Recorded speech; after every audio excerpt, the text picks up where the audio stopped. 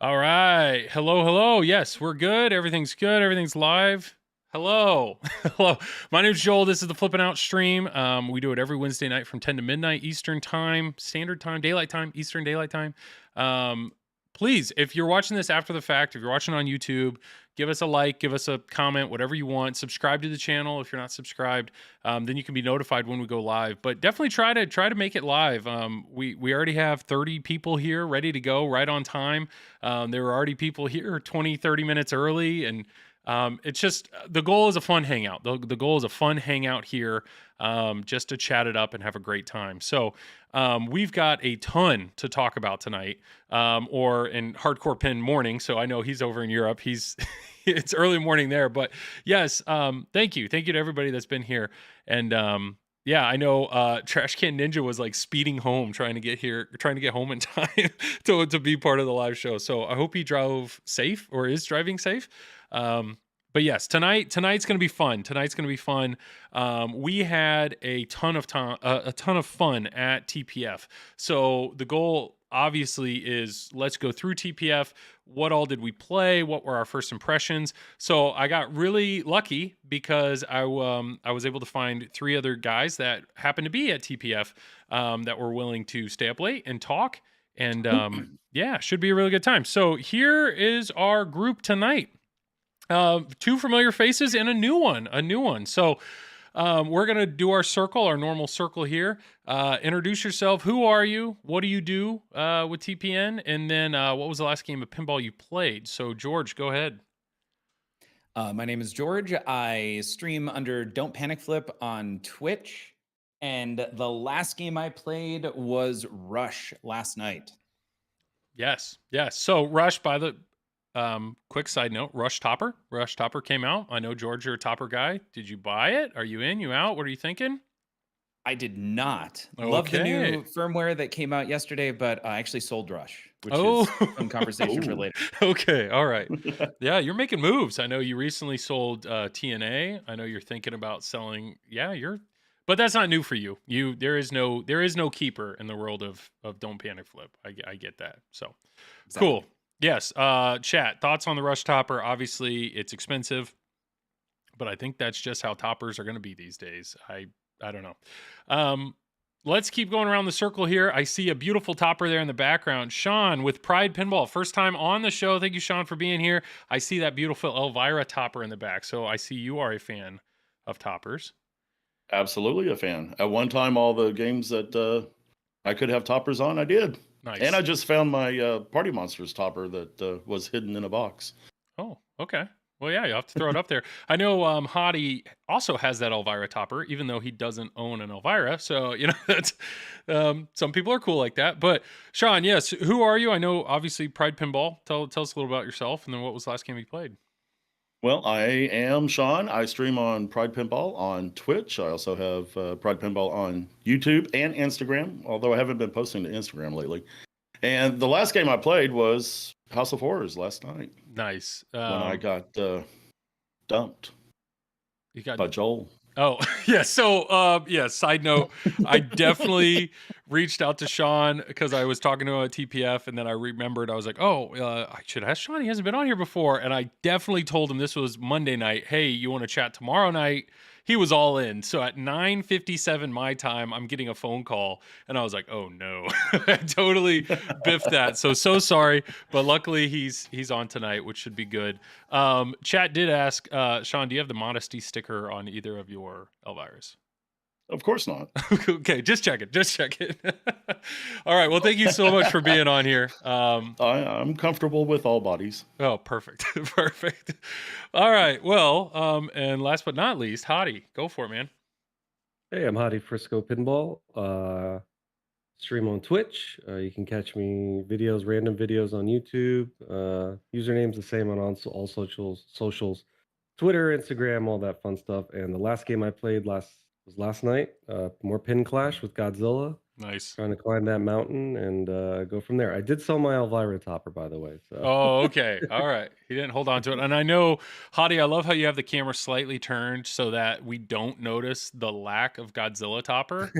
And yeah, so I know you're in. I'm going to be in for a Godzilla topper. yeah, Obviously, I'm seeing chat here. I'm hoping like it's, I mean, I was hoping for $1,000 or less, but reality, it'll be at least 1,700, maybe more. I don't know. yeah. I don't If there's know. any moving parts, 1,500 minimum. I Like just, any moving mechanical parts, we're not going yeah. to get lucky there. Which is crazy because I know right above your head, your Black Knight Sword of Rage topper, I think retail was like $500 or something. I mean, it's insane. Yeah, It's insane. now it's like a $3,000 topper, which is insane. Oh yeah. What do we have here? Yeah, Dennis. Yeah, nice to meet you. I met a few people at TPF, and I assume we all did. We all met people that watch our stuff or consume our contents. Thank you so much. Thank you so much for anybody that came up and said hi or any pleasantries. I mean, it was awesome. It was awesome to meet people there and have a good time with that. I thought I saw something in chat. I don't know. Chat's just going. It's going. It's going great. So, okay, we have a ton to talk about. I've already pulled up some games here. Tom's here. I met Joel. Yes. Let's start with let's just start with Stern. Let's just get Stern out of the way. Might as well. George, I'm going to let you go first. So the idea here is, once again, these are our impressions. It's not a review. None of these games are complete. None of these games, we don't own them. We only put a handful of plays. I don't want anybody to be offended. It's just, these are our impressions. And I'll tell you right now, TPS is loud. So audio-wise, none of us heard any of the pins. Or barely heard audio. And they're long lines. So there was definitely a sense of, like, if you happen to be playing a game, like I was playing Godfather with Neil and Tom Graff. They're both top 25 players in the world, and they were blowing up the machine. And there gets to a point where you're like, should I just drain? I mean, I didn't have that problem, but Neil and Tom, it's like, should I just drain, trying to be considerate of the people behind you. So it's a lot of, it's a mixed bag there, but Steven, what's on top of our Godzilla? That is a Stern topper that they send to locations. I had reached out to Zach Sharp and I said, I have this big open blank spot during my streams. Do you have anything I can put there? And he sent me that. So that's what that is. All right. So George, first impressions. I know you're in on an LE. First impressions of Foo Fighter. I'm in on a premium, not an LE on Foo Fighters. Okay. And I loved it. Thought it was fantastic. I am a sucker for a fun upper loop from an upper flipper. Yes. And there's several great shots there. It feels great. The dead bounce post at the bottom left. I got it once. And Joel, you were there for like 6 failures and 1 success. Yep. And that 1 success felt amazing. Yes. I'm sorry. I feel like I will let you finish. No, cut me off, man. No, Jump in. The freaking that post was a huge surprise. When I first saw it on the announcement, I thought it would be a novelty. I was like, whatever. But there's something about, and George, I mean, everybody, all 3 of us or 4 of us played it. It's a sense of responsibility of, like, it gave you a chance to save your ball and you messed it up. Like, that's what I like about it. It's different than some of these games where if the outlane ball save is changing based on a sling, or like TNA where you can control it. So it's like, oh, I flipped away, or oh, I didn't flip fast enough. It's kind of like that, but it's a big step forward though, because it's like, here it comes. Get that flipper up and be ready to, based on the speed, whether or not you have to nudge it a little bit or do this or do that. I mean, it is an awesome mech. So I know George and I played a handful of times together, and when you get it, it feels real good. And when you miss it or forget to raise your flipper up, you feel so dumb because it's your fault. It's 100% your fault. So I don't know, Shawn or Hadi, did you guys get to experience that up post, the dead post on? You never drained out the left side, Shawn? I just now realized I never played the premium. Oh, I only played the pro, which I like the pro. For what it is, and the game has great flow. Yes. Of course, the art's great, but I really enjoyed playing the game. Oh yeah. But it's a Stern. Oh yeah, I know and it feels like a Stern. Yeah. So let's go into that real quick, because you are our first on the show, Shawn. You buy a lot of unique games. Like, you've had Ultraman, you have a P3 on order, you have a Fathom on. Like, are you anti-Stern? What's the thought with Stern, or what's your view? Tell us how you really feel. I am definitely not anti-Stern. I love Stern games. I had this whole row was 5 Stern games at one time, 3 Spike 2s, a Spike 1, and a SAM system. But I've been going more for the unique ones lately. I still have Ultraman. It was at TPF and played like a champ all weekend long. Only had 1 Stucky ball and no issues. Nice. But no, I have gotten to where I like the unique layouts and the unique games. But Stern in my book is probably my favorite. Okay. All right. Good. Want to make sure there's something about Stern that is just consistent and reliable. And that's what I like. You're going to get your game. You know the game's going to work. If it doesn't work, they're going to make it work or find a way to make it work. You know the code's going to get finished. I don't know. It's just a safe bet. It's a safe bet. But Hadi, did you experience this post? Did you save your ball with it?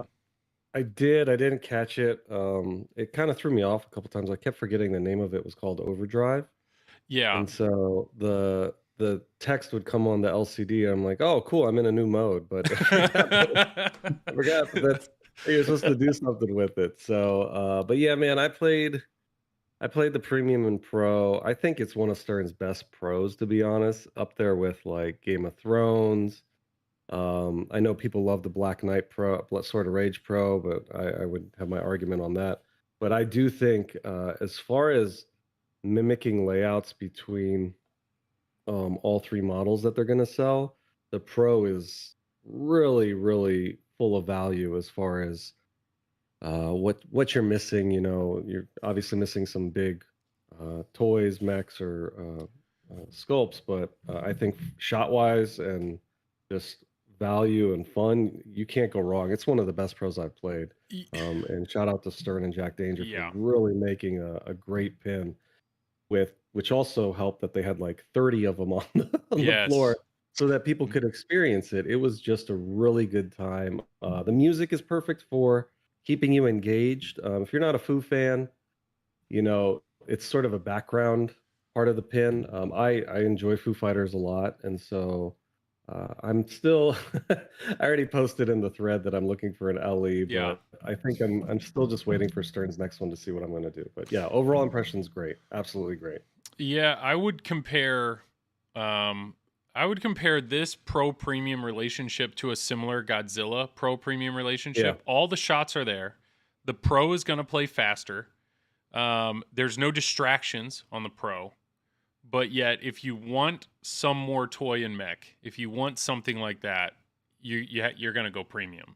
So just to reiterate what is different on the premium, one, this up post or the dead post is on the premium. This toy is just visual. It's just cosmetic, a 3D sculpted van.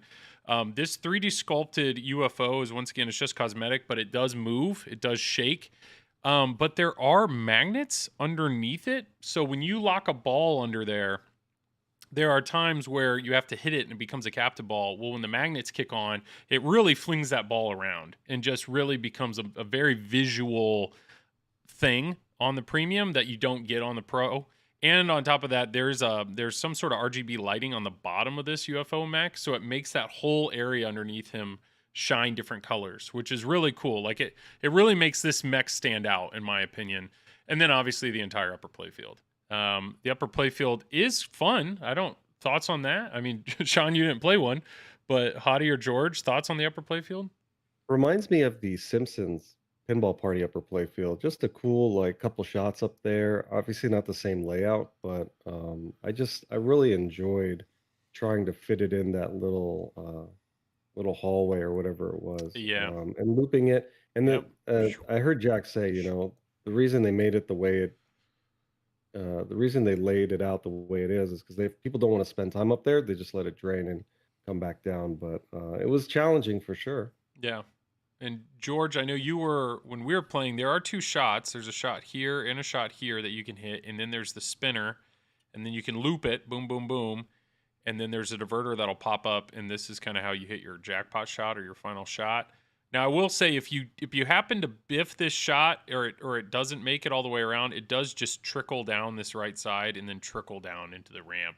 So there's no like nub or anything right here that would allow you to kind of like nudge it or try to bounce it to try to keep the ball in play. There's nothing like that, but it's still, I think it's a fun upper play field. So personally, I played both, but every time I went back in line to play more, I was going to a premium line. I wanted to play the premium. That was my view. Yeah.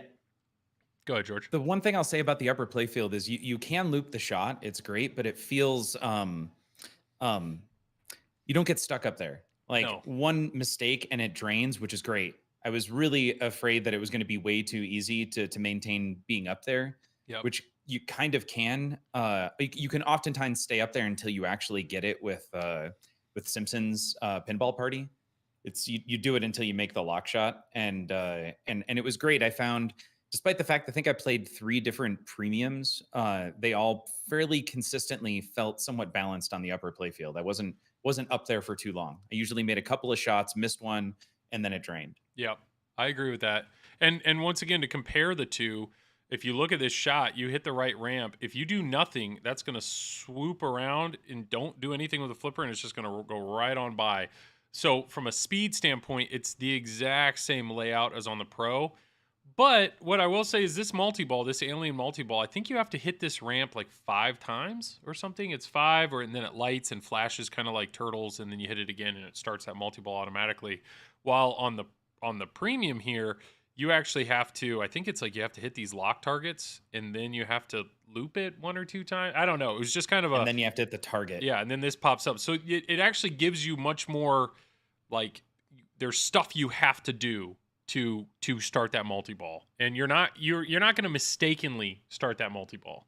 Right. Like but on this one, if you like flail and mistakenly hit the right ramp, there's a chance you could start it when you don't want to. I mean, it is what it is, and I'll be curious from a point standpoint, because there's a whole thing up here of, it seems like almost like a mini mode. I'm curious of how that's gonna correlate, but yeah, if you're not an upper playfield guy, the Pro shoots incredibly well. I would say every shot, like I was worried about this left orbit and it crosses across and then squiggles up here. Even if you don't hit that perfectly clean, that ball still manages to go where it should. Like, I was afraid that it would do this and kind of like spit down, but it's like, it's still, even if this ball's not flying up this part of the ramp, or not the ramp, but the play field, if it has any speed at all, it makes it through. And then with this upper flipper, you can just whip this thing around or hit. I mean, Ray had said his favorite shot, Ray Day said his favorite shot is right flipper up the middle, feeds the upper flipper, and then you hit the side ramp, which will feed the right flipper, and you can just do that over and over again. And it's incredibly satisfying. And there's a skill shot here where you shoot this left orbit, it feeds the right flipper, and then you hit either of these upper loops, and then it'll feed, and you can do that combo over and over again, and that's a whole achievement. You can do that up to 6 times in a row for an achievement. Like, I don't know, the flow on it is fantastic. Like, it really, this game, almost every shot feeds back in somewhat of a safe manner, and it felt really, really good.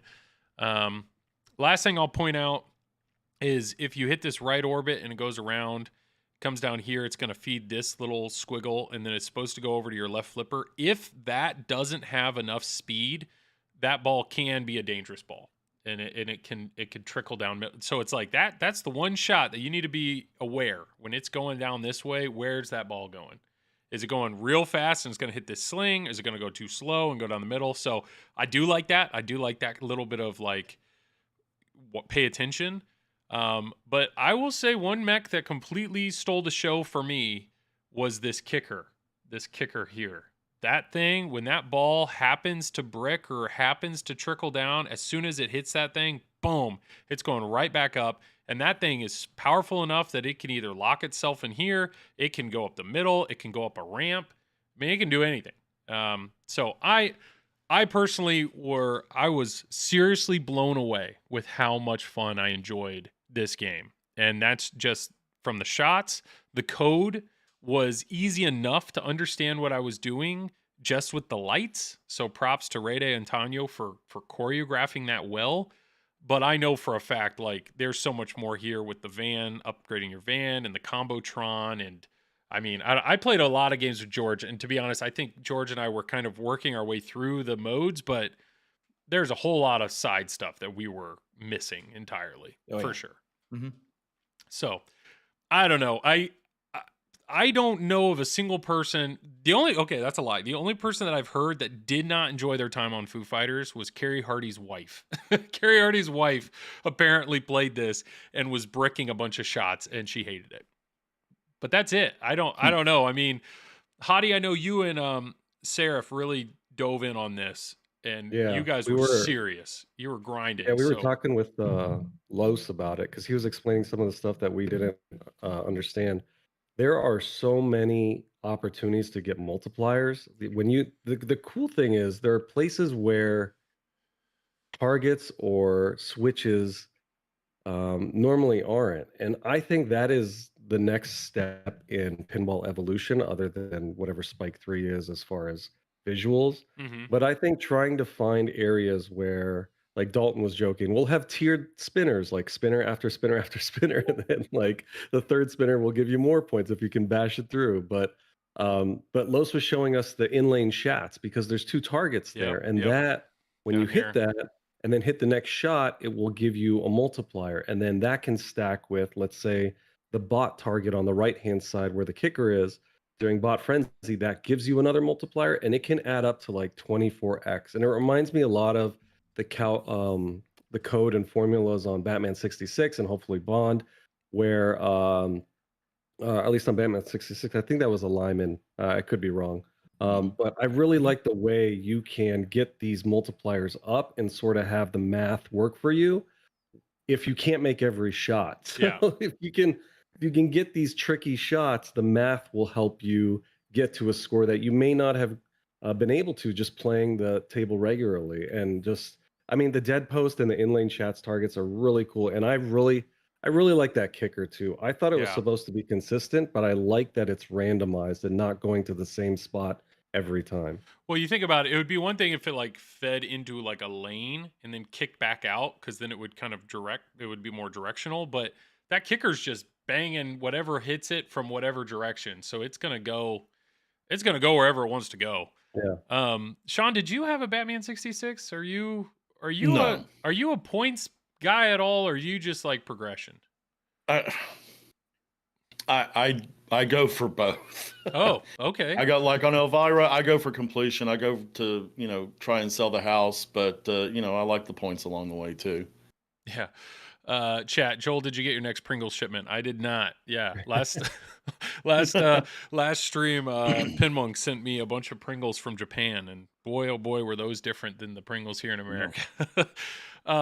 I don't know. I this to me, I feel like I'm almost at a point of beating a dead horse, because everybody has just nothing but love and praise for this game, in my opinion. Now, it was my favorite game. Yeah, it was the one that everybody I talked to. I mean, this was the game that we played a bunch on Friday, and then like Saturday, I woke up and I'm thinking, what line do I want to stand in? And like Foo Fighters was right at the top of the list. Like this is really, really good. So, anything else? Anything else the three of you guys want or have to say about Foo Fighters, or your initial impression? It's not a review.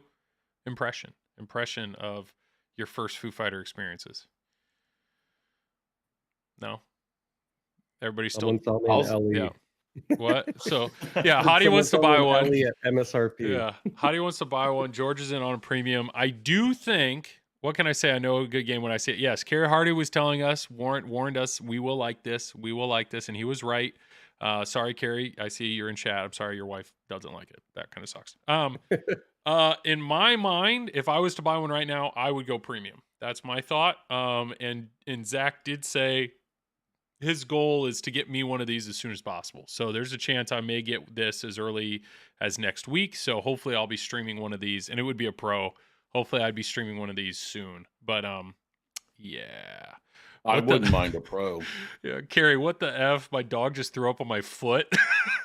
Be right back. Good luck with that, Carrie. Good luck with that.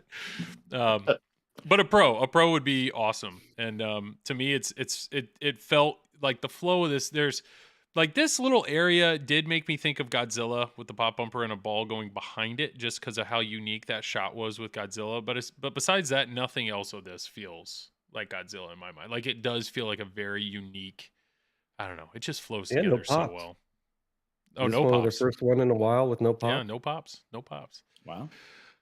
It's gonna be good. So, all right. Well, I think that's good for Foo Fighters. Loved it. Big thumbs up. Big thumbs up. And I did talk to Jack when he was there, and very nice guy, and he was very appreciative. He is cool though. He gives so much credit to Ray Day, and because I would ask him code questions, and he's like, "Dude, Ray changes code all the time." Like he's like, he's always not keeping up with it. But I will say, I did speak with Ray, and one of the things they did before TPF was they realized nobody was really getting to the mini wizard modes. So they were like, we need to make these, like, how do we make these easier? How do we make them more approachable? And instead of just taking all of the modes and making them less shots, what they actually did was, I think every mode takes like 12. Like if you look at the progress bar, there's like 12 bars. So what they did is the first mode that you play, the first shot that you hit instantly fills up 6 of those 12 bars. So it like puts you at 50% complete. And then the second mode you play instantly puts you at, I think, like 20% filled. And then the third mode, I don't know if it gives you any more, like gimme kind of thing. So I think there'll be some interesting strategy there on what cities you're going to want to do, because the more shots you hit, the more points you can get.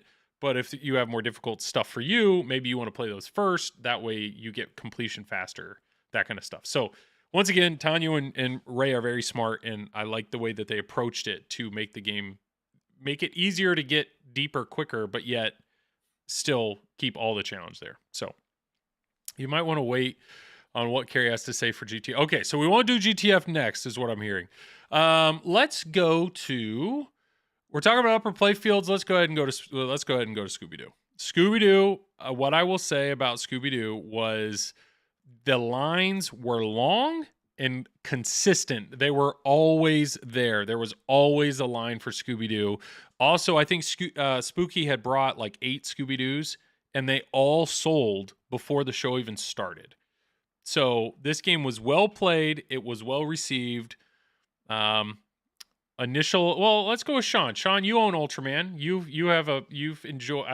have a relationship with Spooky in that sense. What were your thoughts?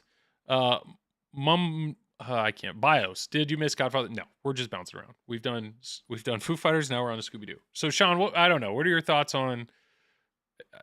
All of it. So I love my Ultraman. Okay. I think it's a great game. I love the 2 upper playfields. The crossover shot across the bridge is very satisfying. Scooby-Doo, I didn't like so much.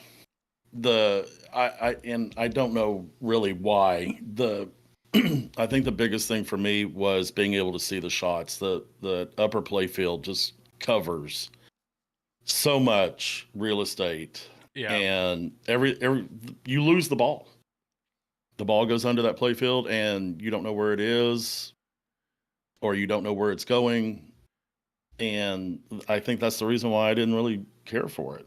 Well, Shawn, the game is called Scooby-Doo, Where Are You? So maybe you're not supposed to know. That's a good point, but I like to keep my eye on the ball. Yeah, it's George or Hadi, you want to add into that, or thoughts on your initial thoughts on Scooby? Hadi, you go ahead, man. Okay. I feel like Spooky has this theme now of like trying to surprise you with where the ball's going to show up in the last 3 themes. So shout out to Spooky for having a really cool booth. The mystery machine was there. You could even buy it.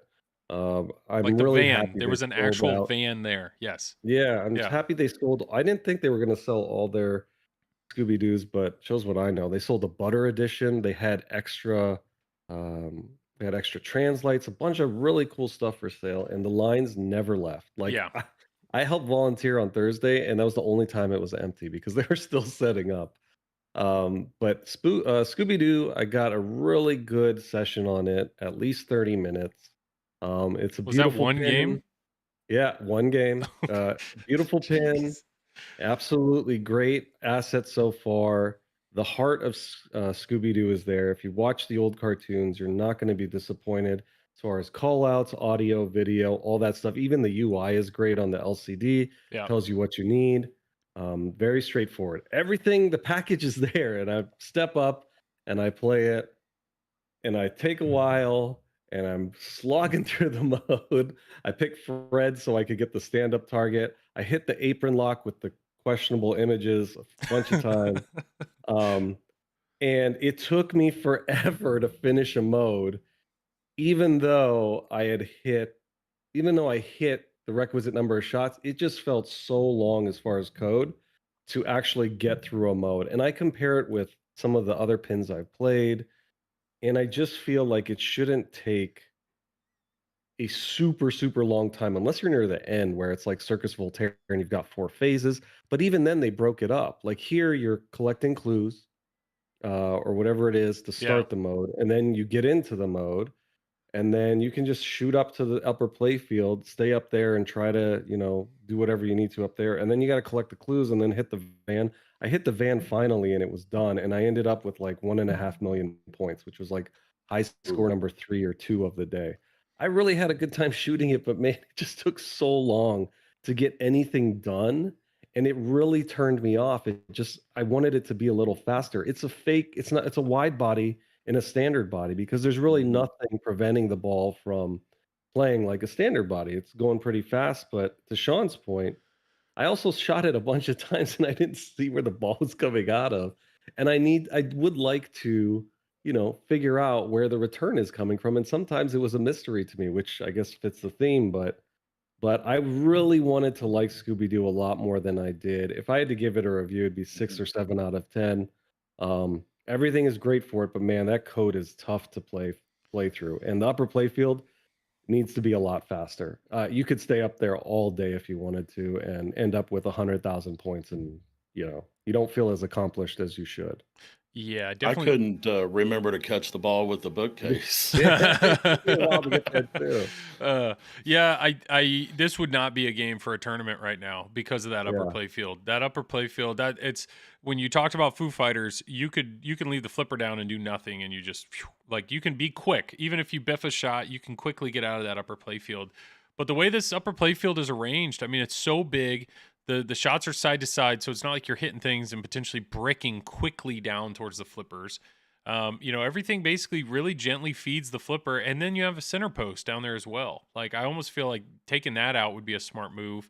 But the truth is, you get down, and the easiest shot in the game, which is right up the middle, is going to get you right back up there. So sounds like that could have been solved with code, though. Spooky is historically pretty aware of that, aren't they? Yeah. So that's something that I did just say Ray and Tanyo, they made their modes more approachable by making the first mode you play is easier to get through. I mean, Scooby could do something like that. Make the first few, what is it? There's 7 bad guys, so maybe make the first one pretty easy to get through, and then the second one, like they absolutely could. My experience with Scooby Doo was there was a long line. I waited probably 30 minutes to play, and it crashed on our second ball. Mhm. So it was just one of those like, all right. But even in 2 balls, I was able to shoot the game, and it shot fine. But yeah, it's a lot of horseshoes. You lose the ball. It just doesn't have. Maybe it's unfair to compare it to something like Foo Fighters, but instead of watching that ball like in Foo Fighters whiz through and around and loop, and this is just very like whew, horseshoe, or oh, it's at top. I don't know. It just wasn't. It didn't blow me away. What I would say though is if you're one of those people that is a huge Scooby Doo fan and the game is gorgeous, it's everything that was said. The assets are there, the sounds are there, the lighting was really good. So I think this game has the potential to get better when the more that they tweak the code and whatnot. But it isn't a layout that like the layout didn't draw me back in. That's for sure. The I George. have one high good hopes. thing Oh, about, excuse me, the yep. one good thing about Spooky is they're very open to suggestions on code. And Okay. so they will listen to the owners and adjust where they need to. Yeah. Yeah. Yeah, I Well, had high hopes for that bookcase shot, but man, it slows everything down. It is a momentum killer. Well, you compare it once. I mean, maybe this is unfair, but you compare it to like the kicker that's in Foo Fighters. Like that is like an Yeah. explosive, And like unique, like boom. This is a very and gentle, like meh, meh. and the kicker matches the theme of Foo Fighters. Yeah, You're engaging in a music and with a rock band, so you want things to be high energy, high tempo.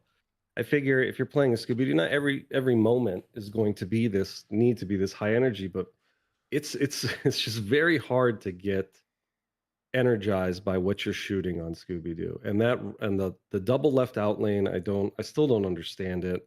It was cool seeing the ball trickle down some of the habit trails whenever you randomly got to hit those. And the mystery machine shot is really that's probably one of the more satisfying ones. And spinners are great, but sure. that upper playfield was I was so happy for it when I saw it on the reveal sizzle trailer. But man, playing it is It just a is different story. huge. Like these Yeah, pictures, I don't know how the picture doesn't convey it as like yeah, it is huge in person. yeah, That upper playfield is massive. But yeah. Mhm. I don't know, George, you've been quiet. What do you think, man? So I got in line 3 different times to play Scooby. And the first time I waited almost a half hour, and I think I was three groups deep. And in that first half hour, the first group finally got done. I'm like, I am not waiting for another half hour. So I Yeah. got out. I came back later that night, and the lines were even deeper. I gave it about 20 minutes again, and the line just never moved. So that was Friday. I came back Saturday at one point, and the lines once again were to like Friday night standards. I gave it a solid 30 minutes, and once again, the line just never moved. Yeah. I actually never played Scooby Doo. I Oh, I gave bummer. up. And you gave it an hour plus of your life. They should have, I yeah. gave it an hour. They should have gone to like one or two ball games or something, or Yeah. just, or I don't know, like maybe politely asked, or regulated in that way. Like, hey, you've been here for, is there any way we can just? That would probably be the only way to go is give it, yeah, turn it down to a one ball game or a two ball game, and I get that. Maybe that would the same people were still waiting. Um, Yeah. it's tough. I agree. I mean, I only played it that one time, and it was like I gave you 30 minutes of my life to stand here and play it. And ball two, you know what? I saw it in person. I shot a few shots. I kind of got what I need to get here. I would assume Carrie would agree with me. Definitely not enough to have an opinion, right? We're not allowed to have an opinion with how little we played this game. Well, Hadi could. Apparently, he put 30 minutes on it, but geez. Yeah, no, I saw a lot of the pin, and I love another great thing. The light show was the Yes. colored inserts are real, like Yeah. it's a It's a quality beautiful game. pin. It's a It's beautiful game. just Yeah. aesthetically, it's great. It's just the way it plays. There's something off with the geometry where the ball is not moving either when it's hitting, rebounding, it's not moving as fast as it should be. I like the idea that they're trying something new with multiple horseshoes, but it just fell flat to me. And I think if they can do something with that code. I don't know what you would do other than take that Foo Fighters approach and maybe make some modes easier to complete at the start. But and there's Yeah. a lot of villains. There's There's a a lot of lot. There's villains. a lot to get There's a through lot on of that. characters. Yeah. I finished something with Fred, and I had one insert towards wizard mode. Lit solid. I was like, you've got to be kidding me. I thought I put in some work for like a few modes done, but it wasn't. No, none of the character modes are in there. And Access Television, I just realized you're doing all the deep root Whitewood stuff, the rising action, and oh yeah, round one easy, round two hard. No, I don't know. I would assume if you're in on a Scooby Doo, I think you know what you're in for at this point, and I have no doubt there will be people that homeowners or collectors that will love this game, and I Oh do yeah. think it's very approachable to novice players. But it is just for an above average I mean, this is going to be a game that you are going to play. It is going to be a grind. It's going to be a long playing game. But somebody said and I think it speaks well of it. It didn't have any shot that drew me back in. It didn't have any mech or shot of like, ooh, I want to feel that again. And I was hoping for that with the bookshelf shot. Like this will be unique, but it's just the way that it kind of throws the ball over. It's just kind of like, oh, that's what it is. Then that's what it is. So As yeah, yeah, aesthetically, Spooky does an amazing job of love letters to themes. I really like the oh art on yeah, Halloween, yeah, Ultraman, and now Scooby Doo, they know how to get to the heart of the thing. Now it's just a matter of fixing the actual play and the layout. The layout. And J2 said it really well. Hidden shots impact kinetic satisfaction, and I totally agree. I think there is very little kinetic satisfaction here because you don't see it. I mean, the ball, the one ramp, like there's technically 3 ramps in the game, but you don't see it. Like the Where'd ball, it go? yeah. So I get it. Brian Roger, I love my Hobbit. Kind of same, not amazing shots, but the experience. Hobbit though, dude, has like the sound package and I mean, I could gush about Hobbit for a while, but all right. So Scooby Doo. Any final thoughts on Scooby Doo? Anything else there? No. Okay. Well, let's go from waiting in line a long time on Scooby Doo to waiting in line again, but the line actually moved. So let's talk about Pulp Fiction. The lines were long. The lines were constantly there, but the game is hard, and because the game is hard, people kept moving. So, Hadi, I'm going to let you go first because I know you are a fan of this game.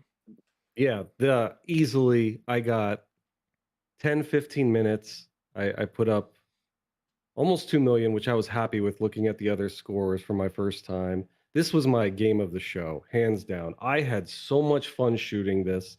I was able to start 2 multi-balls, one in the pawn shop and one on the say what lane, or maybe it was up top at the Kahuna shot. Yeah, man, this was fun. Yeah. I have never felt such a satisfying spinner since maybe playing an on location like Grand Prix or an older title, which spinners were key. But what are they called? Roto ball spinners. The sound was great. Yeah. The one thing I will say, I'll lead off with what I don't like is some of the artwork just feels very odd the way they did it. But I understand they're trying to match a motif of the film, the 70s era. But the shots on this for a street level esque pin were beautiful. It was fast. It was engaging. It didn't feel punishing to step up, and you felt like you could get one ball on this pin and do pretty well, and then the rest of them, if you had a house ball or whatever it was, you might have deserved it. Sure. This was my, again, game of the pin of the show. From the sounds that I could hear, it was awesome. The biggest thing I'm worried about is the lack of music, only in the sense that they said there's only 5 songs from the film. However, I think I read an interview or somewhere on Pinside, the audio head of this table saying, I've got a lot of custom sounds and stuff like that in it. The light show is great. It's David Thiel. It's David Thiel, and he is like, I would put all my trust in David Thiel that he's going to make sure this audio package is good. Yeah, the pedigree is there. The sculpts, are a little off too, but the topper was so good because it would start when it was beginning a mode, and having pins with LCDs and going into this, I was like, I'm so used to a modern approach. Yeah, this is the one I'm probably going to maybe have mediocre opinions on. I loved it. It was so much fun. Everything was entertaining about it and shooting it. The rules were very straightforward. I think I collected like 4 characters. Yep. Hitting the magnet shot was a surprise. I didn't think I'd like it as much, but it caught the ball sort of the way the first time I felt the Octo, or was it Octo Magnet on Godzilla, whatever it's called. Seeing that shot, it felt like that again. So nice. 10 out of 10, man. If I would have known I would have liked this as much, I would have jumped on grabbing an LE or trying to get a spot. But for now, I wait. And Pulp Fiction owners, you will not be disappointed if you didn't get a chance to come to TPF and play it. It's beautiful. It plays fast. It is going to be a standout in your collection. It's a great party game. The lines were moving fast because it was giving that time that's needed for this type of pin and actually for the festival. But when you get good at it, you'll know you've earned it. So Hadi, if a distro called you up right now and said, hey, I have a spot for a Foo Fighters LE and a Pulp Fiction LE, which one do you want? I would take Pulp Fiction, hands down. He didn't even hesitate. It was Foo Fighters, great. but my level is like S tier is Pulp Fiction, and then A tier is like Foo Fighters and maybe something else. But Pulp Fiction, just the overall package was just something I did not expect. I went into TPF thinking this is how I was going to feel about GTF. Yeah. And I came away with Pulp Fiction with those thoughts. And again, you've got a really well done layout, and it's not even complicated. It's 2 lanes, 2 orbits, a little VUC, but man, it flows amazingly. Yeah. Shawn, what do you think, man? I went into I'm one that has never seen Pulp Fiction. Okay. And so last week I did watch the movie, and I'm going to get hate for this, but I didn't care for the movie. It's polarizing for and sure. The reason why I say that is because I like the pen. Oh, okay. I enjoyed the art, the topper for me, great. I love that they in the back box, these scores, the way they created the LEDs to mimic the old gas displays. Yeah. And they look awesome.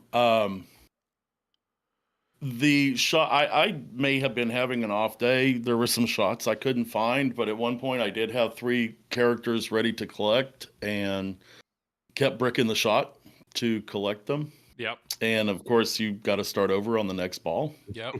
Unless you hit the taxi carry passengers target, this little target right back here, it'll hold your characters. Yeah. And because the lines were always so long, I think the lines were longest at Pulp Fiction all weekend. Oh, they were constant, from what I could see. I mean, they only had 4 machines, so that obviously contributed to it. But yeah, I enjoyed the game. I would probably say that was my second favorite at the game was. Those 4 games were played constantly, like non-stop for 3 days straight, and I never once saw them down. I never once saw them raise a play field. I never saw them do anything. But before I go on my rant or spiel, George, your thoughts on Pulp Fiction? It's amazing. I love the theme. The movie is up there as one of my all-time favorites. They did the theme justice. The game played fantastic. The lines sucked, but they did move, and they were twice as long. Yep. And I'm ridiculously excited. I have an LE, so I'm just waiting to get it. So let's go ahead and do this now. So George, when you decide to sell it, you have a buyer sitting right next to you. He's to your left. Hadi's ready, and he will drive. he will drive. Right. Pick it up. I agree with everything you said. First and foremost, the cabinet itself is beautiful. Like it looks. I just think they did this. Where I'm at least with my collection with my 4 pins, is I want to have variety. I want to have a modern, but I want to have something that feels like more simplistic and like older game. And believe it or not, I feel like TNA fits the bill. It's a more simplistic game, single level play field, easy to understand, easy to teach. And if I feel like this game would fit that perfectly. Like it feels like an older pin because of the layout and the simplicity of the layout, but yet it's built like it feels like it's an older pin that was maybe made 30 years ago, but yet is like a HEP restored version of it. It is immaculate. It is beautiful. The playfield was gorgeous. It was well printed, everything. But then yet you have all these little hidden things that actually remind you that it is a modern pin. With the magnet, with these sculpts and mechs, with this entire rotating briefcase. The sound that I did hear is fantastic. Mirror blades, if you don't get the LE, you're gonna put mirror blades in your normal one in here, because these walls do look very black. Like you will want it. It was a beautiful pin, and I was super worried you can't hear the thing. What I did hear of it though were clearly a lot of movie quotes. There's a lot of movie quotes in there. But if you can't hear it and there's no LCD, then how in the world do you know what you're supposed to do? And that's where I got to give credit to Josh Sharp, because the the lights were good enough to communicate what's going on. Like, oh, I clearly am locking, I hit these down, I'm going to hit this. Ooh, I locked a ball. Well, that lock light shines on. So if I hit that shot 2 more times, pretty sure I'm going to start a multi-ball. Oh, wait, I did. Now that I'm in a multi-ball, now the shots that I need to hit for that particular multi-ball are now all lit green. It's just, it communicates what you need to do really well. I had a blast on this game, and it's a brutal game. It's a hard game, and it's fast, but, yeah, if you have a bunch of modern games and you're looking for something to mix it up, but you don't want to mix it up with an EM, it's a new game that feels so different than a modern game. So I agree. This was the game. Hadi, you said it earlier. This is the game that I came away liking this as much as I wanted to like GTF. And this was like, these were the 2 games. When I got up in the morning, what games do I want to play? I want to play Foo Fighters, and I want to play this. These were the 2 games that kept drawing me back in. So is Mark's best game this or Fishtails better? I never had a Fishtails, but Hadi jumped all over that. I loved Taxi. Taxi was a Mark Ritchie game. And maybe the lack of ramps, maybe I love Taxi. Like, I would love a modern Taxi, but this game was so much fun. And as long as there's clearly adult content here, but if you had to mute that, it would be a great party game because it is so simplistic and just trying to point, and the ball times are fast, even on good players. Like, I was playing with, once again, I see Fox Cities is here in chat. So Tom and Neil Graff, top 25 players, and they both were great. I mean, they both played incredibly well on this, but they weren't on it for 30 minutes, Yeah. It can still be it's a fair game in that sense. So I don't know. It's just crazy. It's crazy in the lineup of all the modern pins with all the new shots, technology that they have, that this, simple early solid state, like back box with telling you what's next, that this is like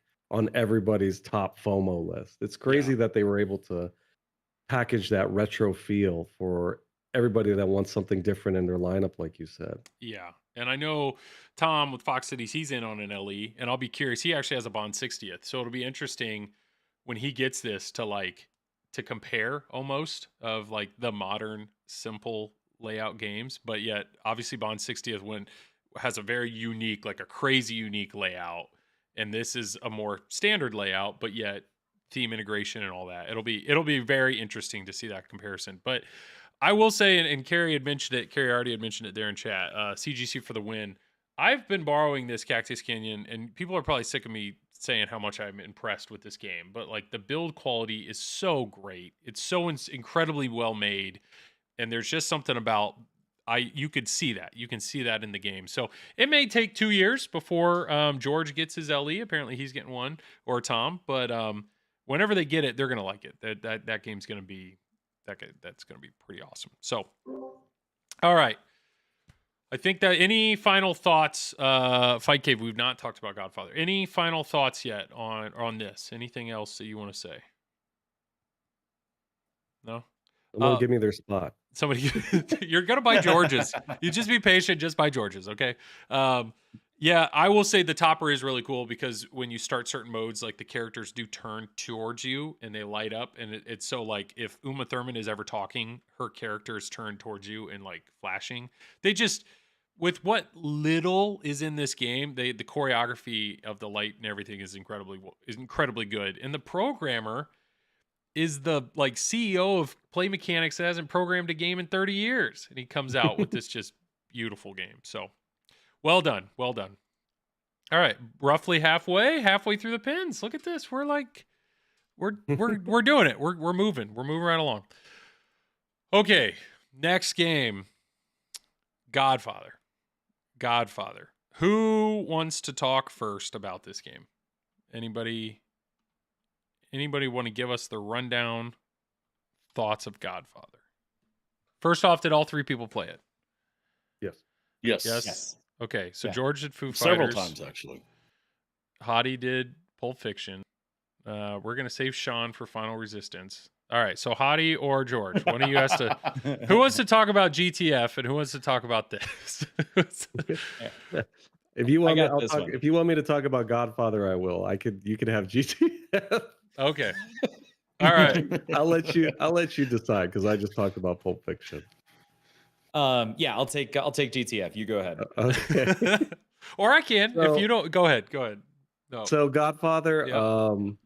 another great surprise at TPF. I'm really glad I got a chance to play it.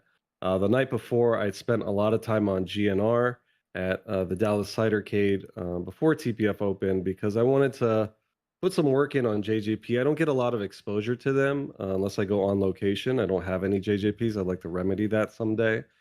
And if I were to pick a JJP, it would actually be this or Wonka. I don't have enough time on Pirates, sorry. But I really liked what I played. Me and Seraph played a few games together on our TPN guy, and we really got through some different modes. I did ask them about. I know there's a big sticking point about how you can't choose the same family in a tournament multiplayer game, and for tournament modes, it's a little tricky because one family gets 100% extra ball save time on a multi-ball. And this game does have a lot of multi-balls as far as when you're progressing. Yep. And I asked Eric about that. He says he's not changing it. I hope I didn't offend him. I just wanted to ask a question. But yeah, so we played it, and I really enjoyed a lot of the skinny shots that were like going up through the right side or coming around through the compound. And then there's one on the left, right next to the capo shot where you're supposed to beat the boss. I think they might have had, if I had to pick, Godfather had the best assets out of any pin I saw. I loved everything they did with the live action sort of employees being the bosses. I loved seeing this. The scenes from the Godfather movies were great. The audio was amazing. Obviously, JJP knows how to put on a light show as well. It played fast and fun, not as flowy as something like Foo Fighters, but enough to where I really enjoyed it. It was my third favorite pin out of everything I played at TPF. I didn't think I was going to like it as much as I did. The code seems really well set right now, and I know they just updated it by adding 100 more video clips and callouts. So they have a winner on their hands. Obviously, I know a big thing, if you're going to talk about the elephant in the room, it's the price. But man, they made a great pin out of a theme that I am not looking for. I love the Godfather series, but I'm not looking to play a pinball machine based on it. And they made it fun enough to where you can say, yeah, they gave you something that takes away from that sort of hesitation about picking this movie franchise as a theme. Most of the themes that you see in pinball are geared towards older guys. That's the demographic, and so this made sense. But at the same time, I don't think anybody was sitting on their hands and knees waiting for a Godfather pin, but they did a really great job. Yeah. Well said. Well said. Shawn, what do you want to add to that? I was surprised at how much I did like it because up until 2 weeks ago, I hadn't seen The Godfather, like Pulp Fiction.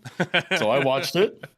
I'll be honest, I didn't necessarily care for the movie. I thought about an hour of the film could have been cut out and it would have been good. Up until the last 25 minutes. The last 25 minutes of the movie I absolutely loved. But as far as the game goes, I didn't go in with very high expectations, and I think it's better than I expected it to be. Couldn't hear all the music, I don't think, very much, but as far as the shots go, we played several games. We even got to go, JJ from Game Exchange in Colorado had a suite, a penthouse suite, with a Godfather and Galactic Tank Force, and we played a couple games of Godfather. We even got a personal tutorial from Eric. Nice. Which was fun. Unfortunately, I had been consuming alcohol, and so I don't remember a word he said. But yeah, I really enjoyed it. I loved trying to go for the different skill shots on the shooter ramp there. Yeah, I was going to talk about that. And the one thing that got me is that wire form that comes down the right side of the playfield and dumps it into the right in lane. Yeah, this thing. And hits that target. Yep. Because that is a fast shot. It is very fast. And once it hits that target, it bounces back towards the flipper there. And if you're not ready for it, you're going to miss it, which I did several times. But overall, the art package, the user interface, I think is fantastic. There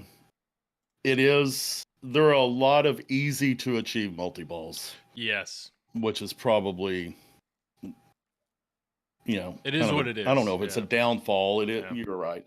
But yeah, I really did enjoy playing it. I agreed. So one of my complaints with GNR was my first impression of GNR. You grab the plunger, you pull it back, and it's the lightest spring you've ever felt in your life, GNR. And you let it go, and that ball's like, and it comes out. That's like GNR, Guns N' Roses. The plunge on it is so unsatisfying. So props to Eric that this one you can full plunge and that thing's going to go all the way around and do something crazy. Otherwise, there is a short plunge here that feeds this area, and that actually I think advances Sicily multi-ball. And then it's a firm spring in there, so you really have to be delicate. But you can go here, and it will feed this lock, and will lock a shot here. And then you can go further and then kind of feed this way. So there's actually multiple like plunge worthy skill shots. And then there's a whole system here apparently. Apparently there's like 28 different skill shots. Like you can call your shot and you have to hit exactly that thing and things will happen.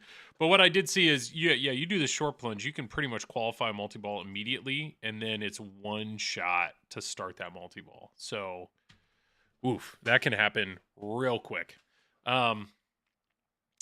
Yeah, George, your thoughts before I talk way too much.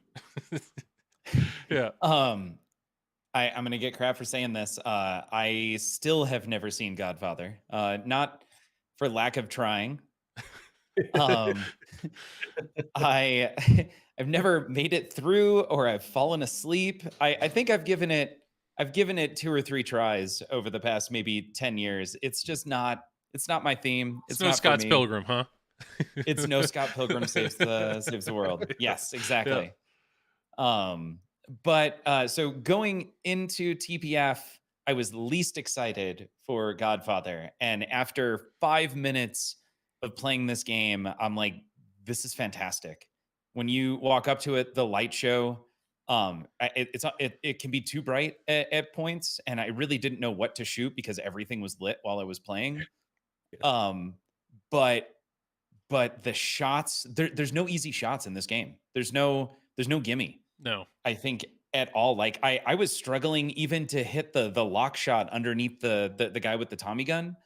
right and it could here. just be at that point I had a lot of alcohol. But what was great is that it's exactly the opposite of Wonka. It wasn't there's like 4 really easy shots to hit and you can do it all day. Like you can hit that combo, which does feel very satisfying.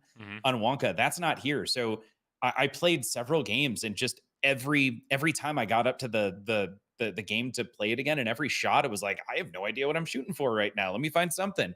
Where does that go? I have no idea. It was very satisfying. And that was just the playing of it. When you look up at the LCD, it feels like a really cool board game, like a Carcassonne or a Settlers of Catan, or just one of those maybe more complicated board games. Like the aesthetics and the layout and how it presents information is awesome.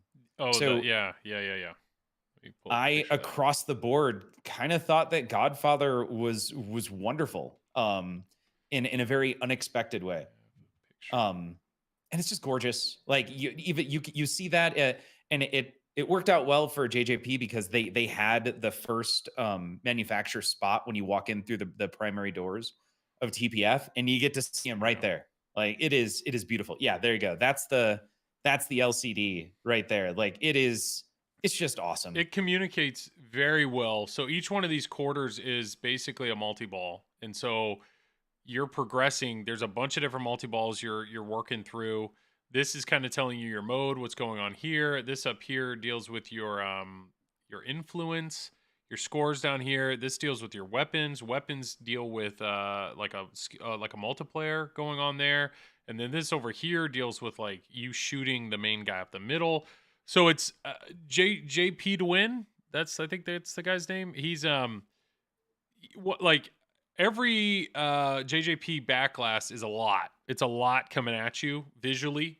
But once you understand where it is, the way they have it laid out, it's very consistent. Like I actually really like Rush's LCD layout because Ray did a really good job of making all the stuff consistent. Like you always know what's here and here and here. Same thing about this. If you want to know where you're at with this particular mode, look in the upper right. It reminds me a lot of Hobbit. Hobbit was another one that way. So it's a lot, but yeah. Well, George, was there anything else before? Nope. Okay. I should say it. 12,000 for the LE, I think, is my biggest hesitation right now. I get a feeling that this one's actually going to maintain its price as opposed to Toy Story, which you can pick up at like 9,500 to maybe 10K right now. Yeah. So I think I don't think there's any benefit to waiting. I do think it's going to hold its price. So I'm really on the fence. That's a lot of money. There's a lot of toys. There's a lot of mechs. There's a lot going on in this game. So I don't know that it's not worth 12K. It's more than I guess I'd like to spend on a pin. But there's no question, like it is comparable to a Stern LE in every sense. And the CE is just out of the question. I would never do that. Yeah. So one of the things Carrie said not only on his video but also here in chat is if I could remember to use the upper flipper. So the upper flipper shot here, this section of this ramp actually goes up and down. And so if it's up, you actually shoot the ball back here and it stops it. Like there's a wall back here and the ball will stop with an up target or an up post. And then when the post comes down, the ball will come back down and give you a shot to hit these upper loops. So there's no fluid shot that feeds this upper flipper. It is a stop and go. Like you shoot it back there, it's going to stop and prepare you for that. Actually, I lied. The one fluid shot is what can burn you. And that's this ramp can go down.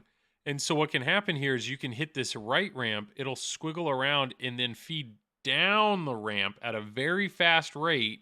And that's where, if you don't remember to flip, that ball's going straight back down, like potentially down the middle. And I saw Carl D'Angelo on his stream get burned by it. And I've seen, like, it surprises you because this diverter, you think this is a safe shot. Maybe it's going to feed this wire form. No, it's like it goes down and like just boom, right back at you. Layout wise, this was a ton of fun to shoot. Really unique shots. I really like what's going on over here on the right side of the playfield. Like this is a drop target right here, so you can potentially save your ball if you nudge it through it. This shot right here, it was enjoyable because it actually locks a ball, and that was something I found myself being able to do rather easily. These upper shots though, yeah, you're either going to have that ball whizzing by or you have to shoot under this target and then kind of get a shot at this. And this shot right here is tight. It is a tight shot, but it's satisfying when you actually hit that because it goes down in this scoop and then comes out and spits out over here.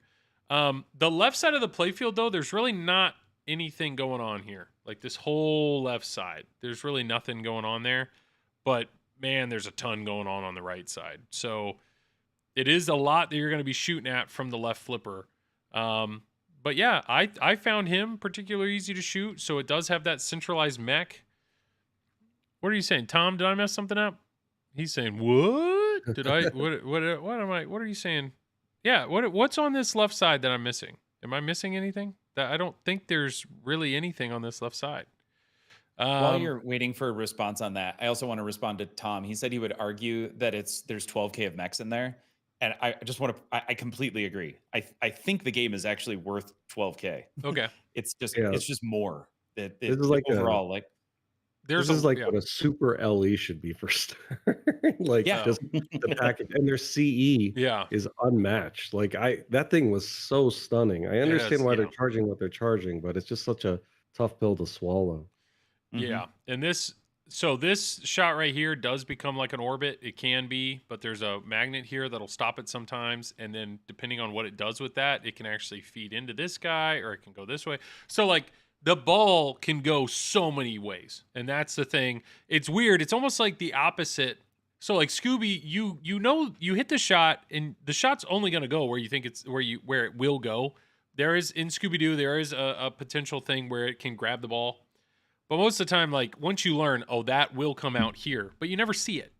This, you can see the ball the whole time, but you just don't know what's going to happen next. You don't know, is it going to divert this way, that way, this way? Like you got to pay attention. There's no like hit the shot and then, oh, I can take a drink real quick because I know it's going to squiggle down this wire form or something. Or here's a chance to read chat. No, you better you hit a shot, you pay attention because that ball's coming. You don't know where it's coming. You don't know where it's going.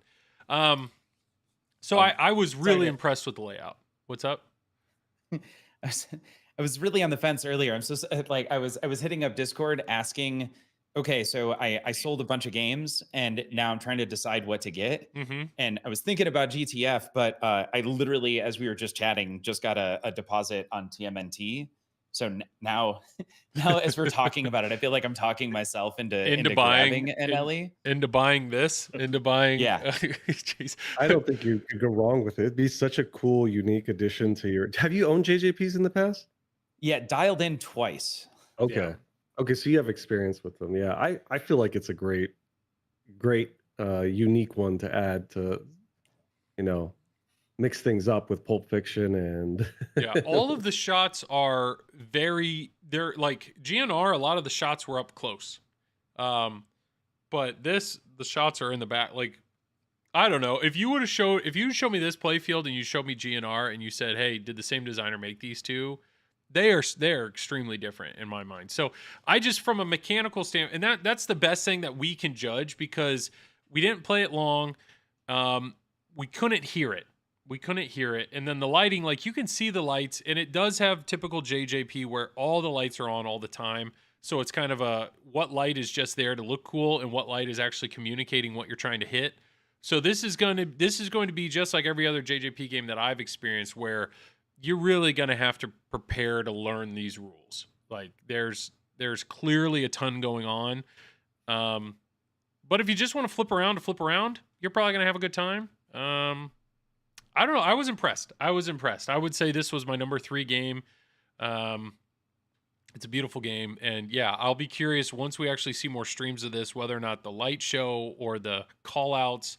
Some people think the call outs are cheesy because the accent's poor. I don't know. I mean, I have no idea. Audio, none of us can really judge the audio because we didn't hear it. But man, it looked good. And it shot really well. Like it shot really well. Flipper mechs. I know a lot of JJP games are weak or feel kind of. No, I didn't have any. I don't know. I thought it shot great. I had a lot of fun with it. So, I don't know, any additional? Go ahead, George.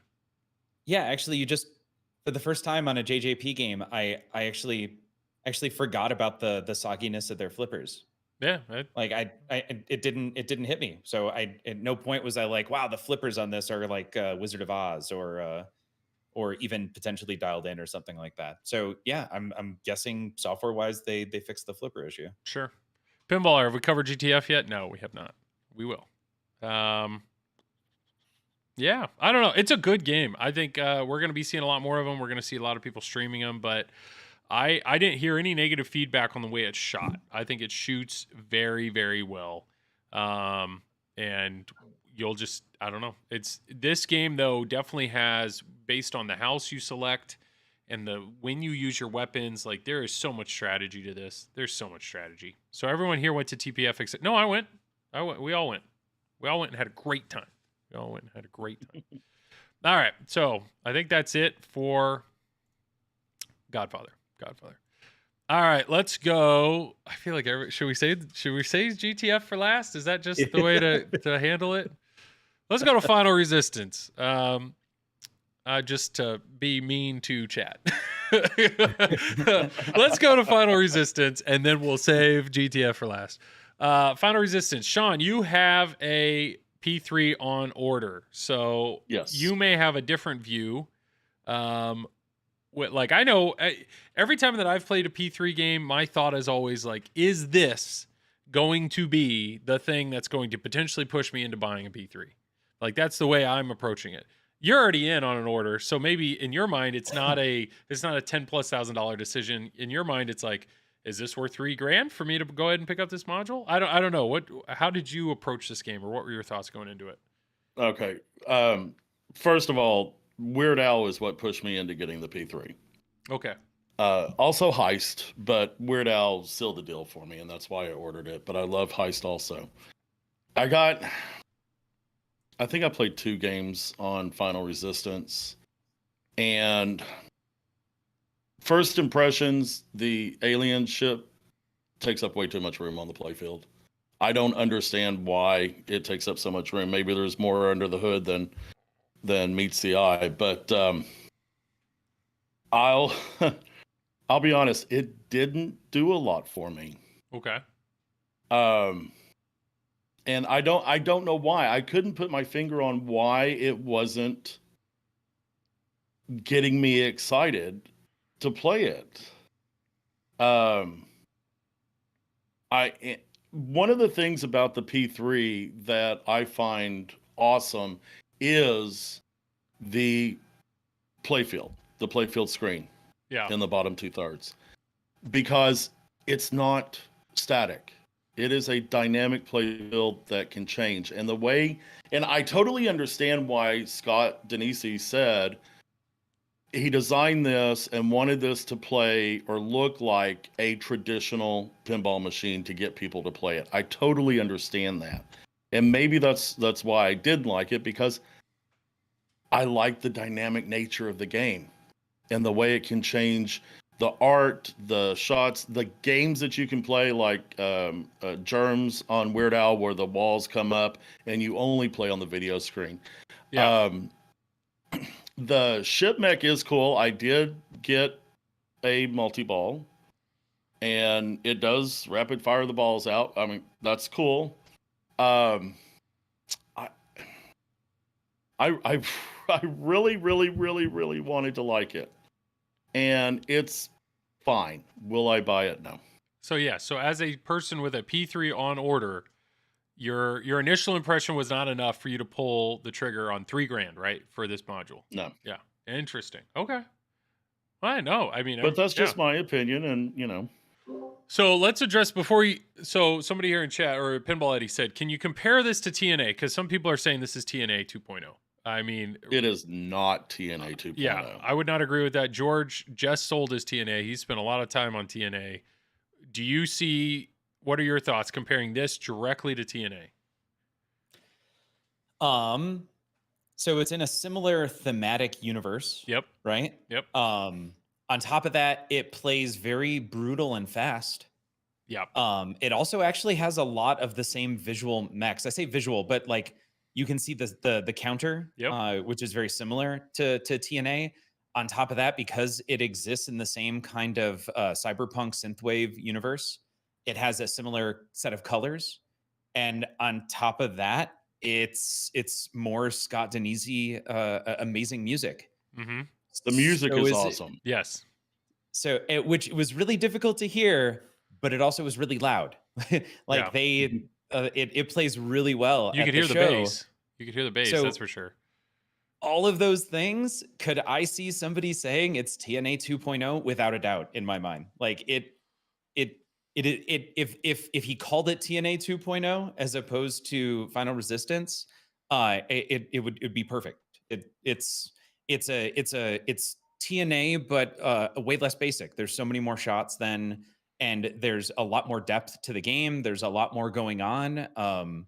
But I could totally see why somebody would say it is very similar to Total Nuclear Annihilation after listing out all of those similarities. So when I made a comment about Eric Minier, and if you compared Godfather to Guns N' Roses from a layout standpoint, I don't think it's not obvious it's the same designer. This, in my opinion, it is obvious. This is a Scott Denisi game. The color scheme's the same. The music is the same. It's the same world that it's in. This is clearly a Scott Denisi game. It's brutal. Everything's fire. I mean, this scoop fires back at you just as fast as the scoop on TNA. There's a hidden shot over here on the right that fires back on you really quick. The game, I mean, there's a big rubber wall that if you hit that, boom, it's coming back at you. I mean, it is a fast game. And so I will tell you, I had a blast. I had a blast playing this game, but I love TNA. And I don't know exactly what's going on with the story. Like I don't know. Maybe if I don't know if like ship wise, if there's 9 ships you have to work through. I mean, maybe that's the same thing, kind of reactor standpoint. I don't know. Um, but what I will say is, I think it uses. It definitely feels the most like a normal pinball machine to me out of any of the P3 games.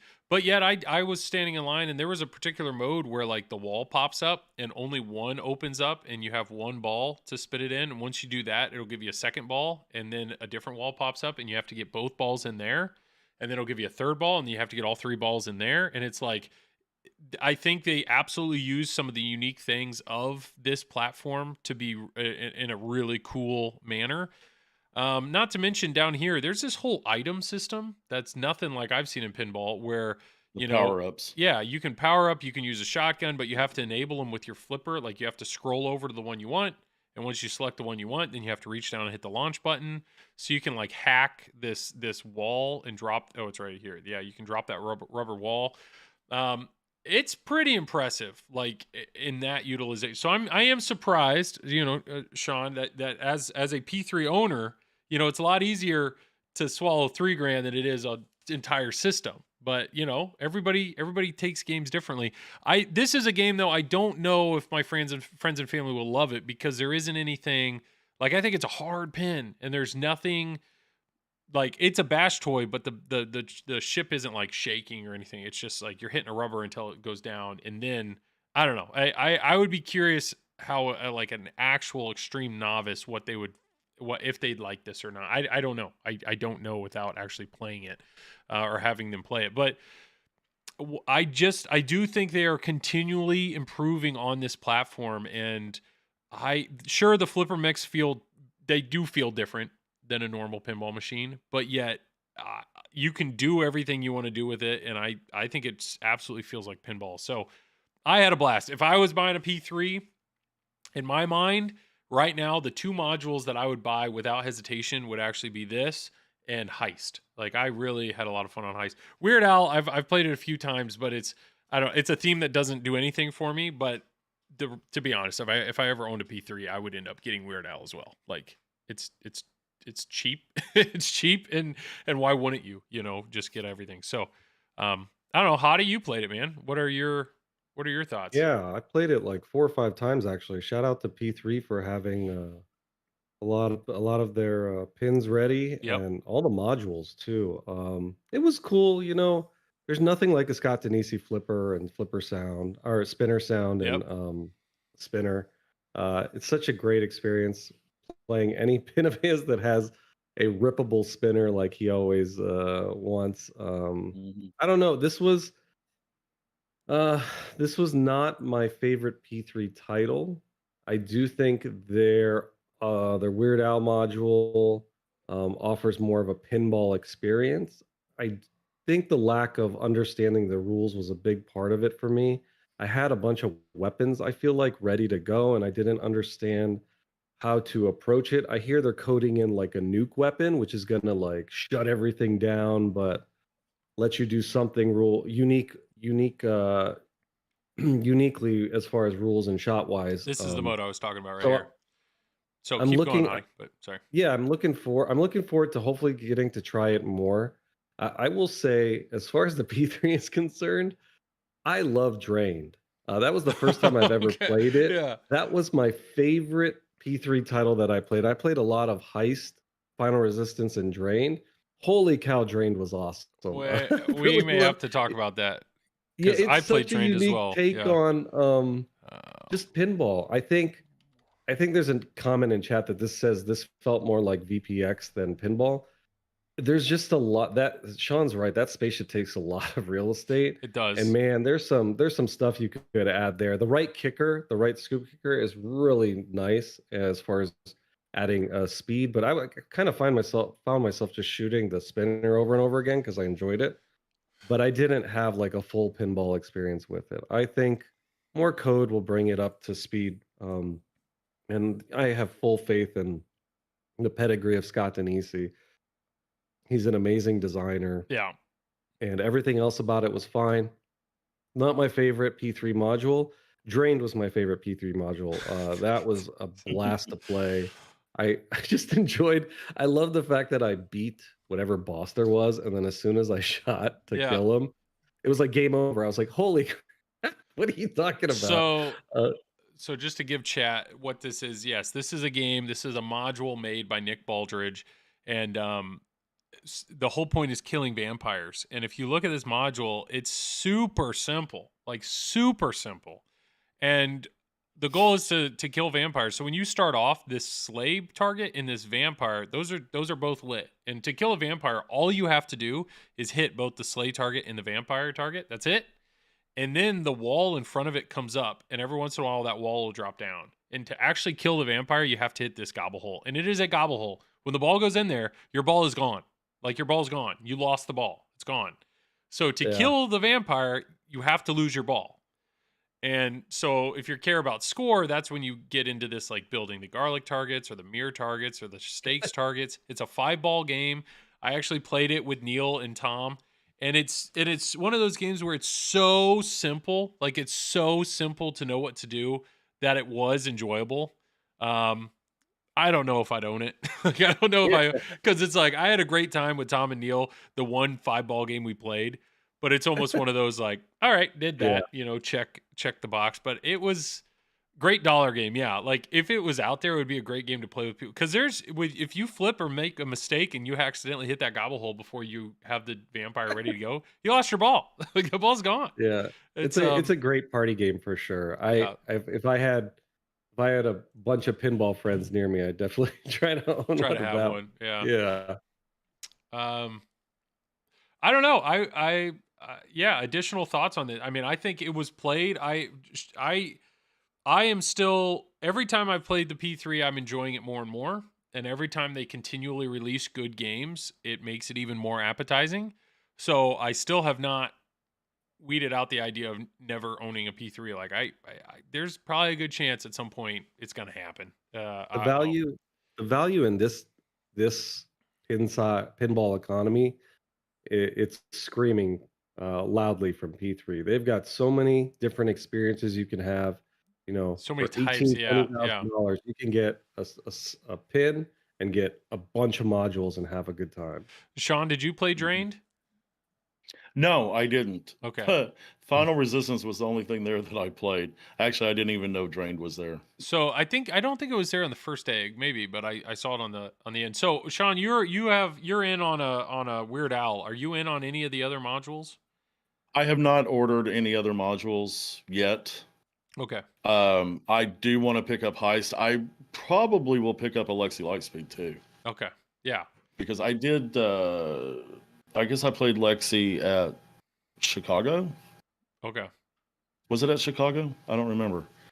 And I actually enjoyed playing that also. Lexi It's a fun game. is fun. It's the layout's very unique. The animations, I mean, it's the first game they made. The animations aren't amazing. Like, that's one thing we didn't talk about that in Foo Fighters.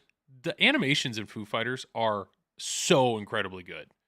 Like, Yes, they are. they're all hand drawn. It's all hand drawn, and then they like colorized it. Like, they're so good, and that's something where having good animations. I don't. Yeah, sure. I'm not looking at the LCD while I play, but that's not the case here in a P3. You're looking down. So if what you're looking at here on the screen is pretty lame, it's a problem in my mind. But you don't have that on a normal pinball machine. But I don't know. This game, I props to Scott. It was great seeing him. There was always a line for this. I know a lot of people had a lot of fun. There's clearly more complexity here than what any of us realize with the weapon system. And then I just, through the little bit that I played and through this one stream, I don't have a firm grasp yet on the rules and whatnot. But I like, it is a fun game though. It is a fun game, and I very much look forward to playing it again. So I don't know. The system is just continually looking more and more appetizing to me. And yeah, there's no doubt if I ever bought a P3, this would be ordered as well.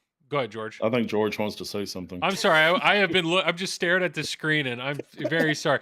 On Triple Drain, Tom has an air horn, a little button that he pushes. So yes, sorry, George. Go ahead.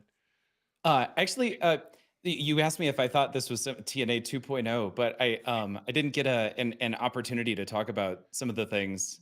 My on the my machine. apologies. please, yes. And I wanted to point out the static playfield. Shawn, I know that was what detracted you actually from the game, but for the first time, that made me actually kind of really like a game, was the fact that the playfield was finally static, and I was able to play it a little bit more like a standard pinball machine. And I understand that when you buy into the P3 platform, it's for a different experience, or it can be. But if I did that, I kind of want that more standard experience. I don't want to constantly feel like I'm having to look 30 different places and I let the ball drain. Like there's consistency on where they're putting the lights. There's a little bit of movement in even what you're seeing right now, where little explosions happen, but you know where to look to see if your lock is lit. Yeah. Like you don't have to guess, and there isn't something constantly kind of distracting you. There's once again motion, so it's taking advantage for me on the cool effects of the playfield. But I feel like what I've been wanting from the P3 is something more static, and I love the direction this took with that. Yeah, I loved Final Resistance. I thought it was awesome. It was. I know the TNA 2.0 thing. I'm not sure if Scott wants that kind of comparison, but it's everything I like about TNA, but with more depth, more shots, and a lot more animations and colors. Like it feels like a huge step up. Yeah, and I think for pinball people, this is such a good game to like bridge a standard pinball machine in a P3 like all out game, because there's familiarity here, but yet down here to have the scores right there below the flippers and everything that you need to see, I don't know. It's a joy to play. It's a joy to play. And I think what I would need is I would probably end up taking my brother or my brother-in-law or both. And there's a place, North End Pub up in Lafayette, that has one of these. And just I'm really curious what a novice would think of this. Like, is this system super appealing to them because it's so different, or it's more like a video game, or if it would be a turnoff of like, what the heck is going on? I don't know. Apparently, I'm just heavily influenced by other people. It's what I need other people to tell me this game's great or not. For example, when I said there's a good chance Cactus Canyon's leaving next week, both my brother and my brother-in-law were like, no, like they're very upset that it's leaving, and so that's enough where I'm like, good, that's a game that I would consider owning. But yeah, great game. I'm only excited to see more where this is going to go, and I think it's a fantastic step in the right direction for P3. All right, I think we're done. Right? Is that? Is there anything else? Anything else we want to talk about? No, we have Galactic. I don't know how we're doing on time, but there was one other game before I know the one you want to talk about. Oh yeah, what was that? Ninja Eclipse. Oh, Turner Pinball. Turner Pinball. We'll be real quick about that. Turner Pinball. Did any of you guys play?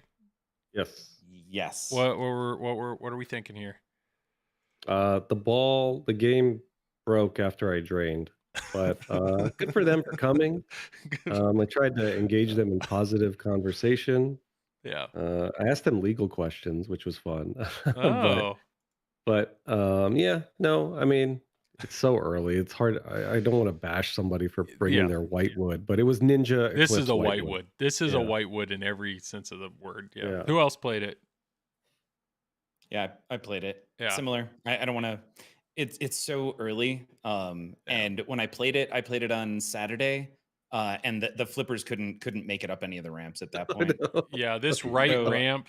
That's the thing. I don't know if these pop bumper caps may be a standard part, but everything ramp related, like nothing's standard, or like every bit of this is fabricated with pieces of acrylic glued together, and this ramp is super thin. It's a whitewood. It's super early on. The animation styles look really cool. What Gorgeous. I will tell you is my experience was I was actually walking around with Travis Murray, top 25 player, and Ray Day, number 3 player in the world right now, Raymond Davidson. and we saw nobody was playing it, so we just walked, and that said something, right? Because the lines in Texas Pinball Festival were massive all the time. Nobody was playing this game, so it's like, well, that obviously it's not, you're not getting drawn in, right? So we stepped up to play. Ray Day blew it up. Like he had he literally was like, I'm gonna hit every shot. So he just kept hitting things, and you can see like right now there's 2 green lights. So he got kind of into a mode and then started hitting other things. And the people are there kind of watching him, and he's like, oh, what's that? I'm gonna hit that. Boom. And he's hitting that and all this stuff. So he finishes, and his score was 2 point something million. And I see one of the, and they were young, all the guys were young. And one of the guys like takes his phone out and just kind of slides it over and takes a picture of the score and then puts his phone back in his pocket. And I'm thinking, are they recording every score? Like, are they trying to see for score balancing or whatever? All that stuff. Well, then the main guy, Turner, I don't know, that's his last name, I don't know, whatever. He like turns around, and the guy that took the picture pulled his phone out and showed him the score, and the guy's eyes lit up. And he's like, who had that score? And he pointed to Raymond, who was sitting here. And he goes, Raymond, he didn't know him. He didn't know Ray Day at all. He goes, that's the highest score I've ever seen on this game. He goes, the highest score I've ever seen on this game was 700,000. And Ray just put up 2.2 million. So the guy was like flabbergasted with how good Ray put up a score. So then Travis and I played. He played a ball, I played a ball, he played a ball, and our final score was 1.2 million. So that we said some kind things, and we all started to walk away. Well, I stopped. I turned around and I walked back to him, and I said, guys, those, like, Travis Murray is a top 20 player, and Raymond Davidson, that's the other guy that played, he's number 3 in the world. And they're like, well, that explains it. And I said, and Raymond works for Stern. He just coded all of Foo Fighters. And they're like, what? Like, they didn't know. They had no idea who he was. And we're like super excited that he was the guy that was saying what was good and what shots he liked and everything. So, you know, I'll happily support them in a, like, keep at it, you know, good try. But I mean, this game's so far from a real game. It's just, there's more a people lot in pinball, the better. That way we get some competition and everybody stays on their toes. Nobody gets stagnant, stuff like that. I would just say I'm pretty confident, though, that almost every game in the homebrew section was a better and more polished game than this.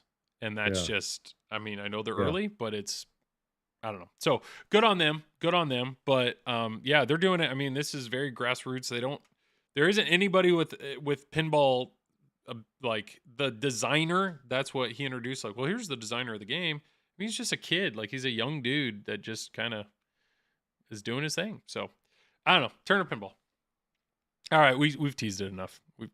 Queen. Oh, we haven't talked about Queen. Yeah. Queen. I played Queen. It was not good. Like, I did not have a good time on Queen. The flippers feel weird. The buttons feel weird. Tom, GTF Joel, people need to rest. Tom hasn't gone to bed yet because he wants us to talk about GTF. I did not have a good time on Queen. Did any of you guys play Queen? Any thoughts on Queen? Yeah. Yes. And played it a few times. Any thoughts? I don't know, man. Okay. Queen's such a cool band. Yeah. Such a great license to have. I'm just very sad that this is what we have so far. I will say, watching the videos from Expo and getting to play it now, it looks like it's improved. But changing, like, the smallest things, changing songs and seeing the software lag and go through like 3 frames per second was so disappointing. I played a game, and literally all you had to do was shoot the center ramp, which is not a hard shot. You could combo that all day, and your score would just go up into the hundreds of millions. It's the multi-ball was fun. I did enjoy that. The upper ramp was really tricky. Like, I never caught on to. I wasn't paying attention because I was trying to hear it. I was trying to hear it, but I just did not have fun. And what's crazy is I actually really like their Alien. I think Alien is a great pin, and I was really excited that, you know, someone was going to do Queen, which has some nostalgia for me, and it just wasn't fun. I didn't like the overall package. I really think there's a lot of work to do. The layout doesn't seem inspired, and I don't know. I'm just going to agree with everything. I agree with everything you said, but I think the audience is actually genuinely getting annoyed that we haven't talked about GTF yet. So yes, Queen was very much a letdown. Queen was very much a letdown. Haggis, I will say, the game that I put on Fathom, I was very curious about that instead of the wood top, the game plays great. It's a beautiful game. It just shot great. It felt great. Anybody that's in on a Fathom, I know Shawn, you're in on a Fathom. The game looks awesome. It played awesome. Absolutely, it was awesome. So, okay, and I purposely didn't play it this time. GTF. Did I get a lunchbox? No. Reason being, they had like 6 there, and apparently they were all prototypes, and their big bulk order was late. So apparently they're going to have them on their website, or you can order them through a distributor. I will be ordering a lunchbox. I did not get a lunchbox. I did get a poster. A beautiful poster that Franchi did, and Hadi actually has it because I wasn't going to try to get it back on the plane. So he's going to ship it to me. All right. Looks great on my wall. GTF. What I will say is this game is absurd. Like the game, I went to the American Pinball seminar, and Ryan there actually made a motorized wheeled, like they took one of these and put wheels under it, and he drove it into the seminar. And during the seminar, they basically said, like Dennis Nordman said, the goal here is, if you just are going to put your game in a lineup, buy this version. But if you have more room, or you want something to stand out, like you could tell he just wanted to build a tank. He wanted to build a game that looked like a tank. And he did. The game looks like a tank. When the head box is down, it looks like a freaking tank.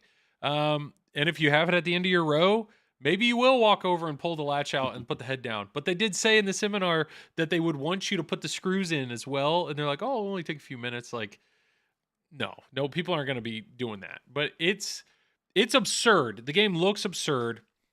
The art is incredible. Like, the art truly looks incredible. If the goal for a pinball machine in your world is just to have a good looking thing, light show just that you can just turn on and look at, this game fits the bill. Like, it is a beautiful looking game. The game looks incredible. The sound, the music, we couldn't hear it very well. But what you could hear, you kidding me? Okay, I could not hear that. I could not hear any of the call outs. So any of the audio hear that from Chicago Expo. Oh, I could not hear any of the any of the call outs. So I have no idea. It wasn't whatever it was trying to tell me to do. I couldn't hear any of that. What you could hear though was dubstep music. Dubstep Music. The main theme of the game, and you hear it all the time, is some dubstep track. So you fire that game up, and it's just straight, just straight dubstep the whole time. Yep. So that was a surprise. The other thing, these animations are fine. They're not bad. They are cheesy. They went all in on the cheese factor. They didn't go far enough. Yeah, and they went to the point. Seriously, limbo. Like the live clips, the live action clips. Yeah, with the characters, I think they did not go far enough with them. Interesting. It should have been over the top acting. I mean, for the total cheese factor. These pilots. I mean, this is Steve Bowden, or that, I don't know who that is, but that's like, it is clearly somebody just sitting in a chair with a green screen, and like they're all wearing the same costume, all the pilots, so they're putting on the same helmet. Like, it's too big for certain ones, and it's like just another day in the. I mean, it is so ridiculous. And that guy is like, get your head in the game, and they're there's so many puns, like dairy related puns. So like, what the fudge are you doing? And it's just like, it is so absurd. So I would say music it's just dubstep, and the audio package is it's just nothing but ridiculous puns. Yeah, I don't know. Any just aesthetically, what you see and what you hear. What do you guys what do you guys think? Don't talk about the shots, don't talk about the mechs yet. Just Let George go first. yeah, what you see and what you hear. It is everything I could want visually and via audio. I love dubstep. I just found out today, like an hour, maybe 2 hours ago, that Skrillex is going to be here at the end of April in Colorado. So I am in Friday at 10 a.m. to grab tickets. Like Nice. I love dubstep. So it looks like BioShock with a dubstep musical mix. Like that is the only way. And oh, sorry, you said don't talk about animations, right? No, animations are fine. Just don't talk about the layout or the shots yet. Yeah. The animations in the videos that we all saw in the pre-release, it looked like bad 90s porn. And and when I actually saw it in the game, it worked. It works, in my opinion, wonderfully. So the animations, the music, and just the look, the feel, the artwork, every piece of it, I love. Yeah. Absolutely adore. It's yeah. I can't agree, man. I wish I could agree. The thing I love is the art. I think you hit it spot on comparing it to BioShock. That is one of my favorite games, and this is the exact motif, that same sort of font style. But they tried. This is again. I think we probably almost all agree.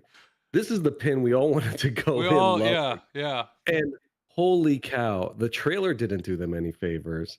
I played it, and the noises coming from this pin made me want to tip the tank over. It was so tinny.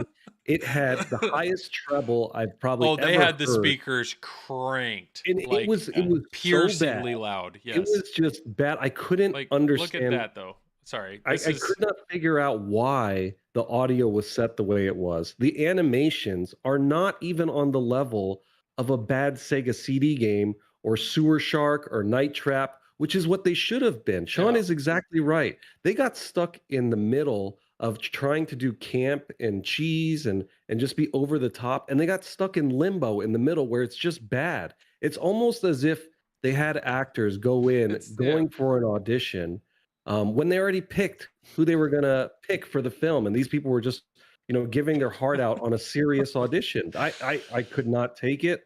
But it wasn't serious. Like the acting wasn't. I don't know. Like this one, like she's over the top, trying to be this annoying, like I'll get you kind of thing. But it's like you got this. No, she's not over the top. That's the point. But she's not. Seriously, they should have taken some lessons from some freaking drag queens about over the top acting. I mean, it's like it's not Oscar worthy acting. It's above that, but it's not above. Like it's not where it needs to be. Right? Is that what you're saying?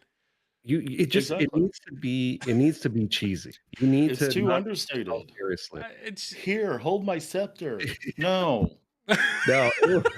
And the tank animation blowing up. You see a lot of this. A lot of this animation. That tank rolling, I swear to God, I thought that was a shareware game from like the 90s. Like we're gonna So I hope that this gets improved because man, I was so disappointed. In the actual American Pinball thing, there were two things. Dennis Nordman says, "This is my universe." So the idea of like we're throwing any sort of rationale out the window. He's like, I like dubstep, so I wanted there to be dubstep. Like it was just what I think the storyline here is you're on like a moon. And it just happens that this moon's atmosphere is good enough that livestock can grow. So if there's going to be cows, then they're going to produce milk. And if there's going to be milk, then we got to go ice cream. So like the lab is all about ice cream. And then these are aliens that are trying to steal the ice cream. That's the whole thought, I think, behind this entire game. And it's like, okay, so there's really no rhyme or reason. I mean, none of it makes sense. None of it makes sense. It's so absurd, but yet I played it a lot because I was just like, what is this? Like, what is going on? There's chickens too. It's almost like there were too many cooks in the kitchen offering their own unique spin and idea on this, and they should have let one or two people take the realm, take the helm, take the reins, and say, this is what we're going for. This is what we need. I feel like Yeah. I feel like there were just a lot of people working on this, giving their own spin on what they think it should be. So apparently they said they either have 2 animators and then an art director. So during the thing, they were like, every animation you saw, we were able to do with 2 people. You know, there's these big companies have huge teams of animators. We were able to do everything with 2 people. And it's like, they were saying it in a proud way. It's like, well, I mean, I can kind of see. I mean, they're better than I'd think for 2 people, but and then he also said all of this tank stuff, they were just like these parts that they found in the back of their facility, and they just built a board and had these actors interact with them. This girl is a cosplayer. They stumbled on her on like Instagram or something and flew her out from Seattle. So I don't know if she's actually an actor. They just thought she fit the role I well. don't know why they're like. I think they're a little too proud of that. Like, I get it, but I don't know. There is a video of a cow twerking, by the way. We saw it during the seminar, so apparently that happens at some point in time. So it is. I mean, if this is doing it for you, like the art package is beautiful, and I don't look at animations when I play the game, so that doesn't really. But the music, this is one of those. I'm gonna have to watch some streams to see if it gets grading. I'm seeing in chat though that apparently the Dubstones gets grading. I don't know. I mean, George, I don't. Well, okay, so that's an aesthetically. I mean, this is a lot of what you see. A lot of this type of style animation. The different modes all are kind of like the tank from the side interacting with. I mean, it's absurd. It is absurd. To start a mode, you hit this scoop right here on the right. So, George, I'm going to let you talk about the layout. I'm going to let you talk about the layout now. Okay. So, you know how Black Knight Sword of Rage Pro, there's not really a lot of shots on the game. Yeah. And as the game progresses, you're forced to hit the more dangerous shots in the middle more often. And that makes the game kind of intense and difficult and really enjoyable. And add to that a topper that kind of makes fun of you. And despite the fact that it's that layout is kind of like borderline disgustingly simple, I feel like the rules and the Black Knight himself, like the theme, help make that game fun. And I say that in preparation for what I'm about to say here, which is that I didn't enjoy playing the game. But just bear with me a second. I think there's a good chance that this could come back around with rules. There's 2 shots on the left and there's 3 shots on the right. And then there's this giant thing in the middle of the play field it's like almost like 3 or 4 drop targets. Oh, sorry, I lost my video. Oh, Travis is here. No, it's not Elgato. He went Holyoke. It's not Holy Land. Yeah. No signal. Yeah. It's coming back up. Hold up. It's starting. You're fine. It says no video. It's now linked. I think you've got about 5 seconds before I'm back. Hey, there he is. Hey.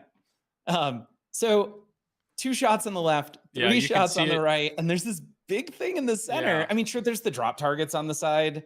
And once again, they're not if drops, the rules they're force you to hit or stand-ups, yeah. If the rules force you to hit those, then it suddenly becomes important. But honestly, it's so the tank in the center doesn't change at all. I was thinking that those at some point might drop and like there's a scoop or maybe even open up the middle, but it's a huge blocker to the center of the play field. And so just to, and also it like airball central off of that, like you tag it and the ball kept hitting it and bouncing over the flippers right into the drain and hitting the glass. Yeah. So just looking at this, so you have 3 stand-ups on the left. You have a left orbit spinner. You have 1 ramp. This shot is really not a shot you're going to hit. This is because it's just going to come back out. This shot is, once again, this will block this. This is another exit, but really you have this UFO that goes back and forth. So it's really, that's a shot. You have this vertical up kicker that you can get into to start a mode, and then you have the right orbit. And that's it. So it's really just 1, 2, 3, 4, 5 main shots. And then you have all these stand-ups in the middle. And yes, that is the issue. I'm surprised, Shawn, you said you didn't have that problem. I had it Not with on. their balls, no. Yes, if there were times where I would hit this straight on and the ball would come rocketing back at you. So there's a ball save here. That's an actual post that comes up with rubber to, and the idea is the first few times you hit this, that thing pops up every time because they don't want you to hit it and it come right back down the middle and you're just done. So it's trying to be nice, but I've lost at least 3 balls over the course of the weekend where it would hit a target and fly over the flipper and just gone. And this entire lower area of the playfield was cratered. Like, I mean, there's so many balls that are hitting that and bouncing and then landing somewhere down here. So, like, it is the surface of the moon, or will be the surface of the moon. I mean, it's just apparently there's an air ball here sometime. Right there. It literally just did it. Where he just hit the target. Let's see if we can do that. So he hits it from the left flipper. He hits right up the middle, and then it drains. It just immediately drains. Okay, apparently I went back too far. Whatever. It'll get there. We just saw it. Right there. Boom. just happens. Oh, he slow-mos it. Boom. There it is. Yep. And there's nothing you can do about it. So, oh yeah, that's right. Neil got a ball stuck when we played it. The first time we played it, he got a ball stuck right here. He shot and it got wedged under the wire form. So it like hit and then flew up and got stuck under the wire form. So we called Franchi over. He was the closest person that we knew and turned the game off until they could fix it. So I don't know. My takeaway was I was really hoping to love this game. You guys know how much I've been hyping GTF. I mean, and it's not, if this game shot amazing, I'd be all in. Like, I don't care that the animations are so-so or the dubstep or the like the ridiculous whatever, the acting. I mean, pinball can be absurd. I'm totally fine with absurd. But when I thought of like, I want to go shoot pinball, I want to go have fun. Like, I thought of Foo Fighters. I want that flow. Or I thought of Godfather. Like, I want to hit that thing and see where it goes. Or Pulp Fiction. Even though Pulp Fiction's a simple layout, it was still fun to shoot. This game was not particularly fun to shoot. I was not excited to like, and every time I went back to it, it's like, there isn't a single shot in here that was particularly enjoyable. What I would say is the tank, you just bash these targets enough to destroy it. And then the next tank, you have to bash them enough, and then this little guy pops out, this little robot, and then the target scrolls back and forth, so you have to be a little more precise. I enjoyed that. And once you beat that, then there's a force field. That's what this bar in front of it. You have to bash it enough to get through the force field. So every tank, and there's a magnet there. When you defeat the tank, it'll grab the ball to kind of show you a little animation. So it's not bad. It's just, I'm just surprised. Apparently this layout had been around a long time, and it's just a layout that I just wasn't wowed by the layout. So it just didn't draw me back in to want to play. So will I play it if I see it on location? Absolutely. Why not? It's absurd.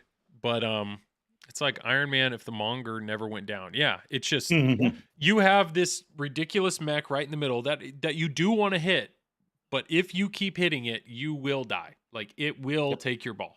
It's either going to fly over the flippers or it's going to go right down the middle. You will lose your ball. So it's more of a avoid the middle until you have to.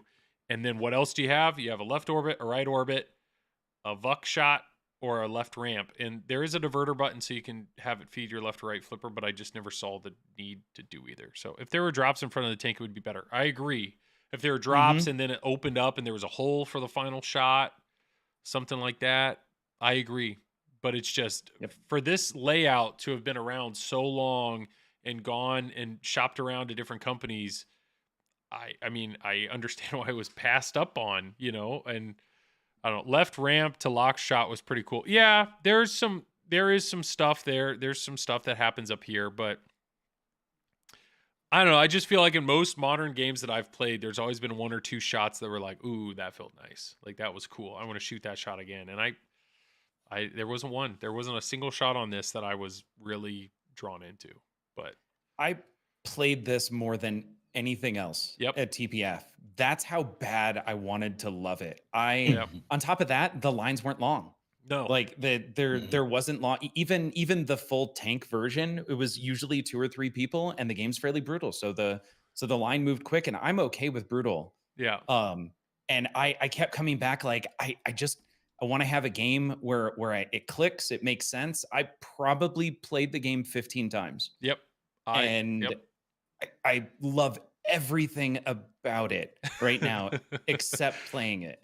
Except playing it, yeah. I would, but I hope it gets there. Sure. I really do. So Carrie said, "Did you guys have trouble making the ramp?" Yeah, I could not backhand the left ramp or the main ramp, and maybe it's just because it's at Expo. Maybe this thing by itself or in a home environment will shoot way better, or maybe you can turn up the flippers.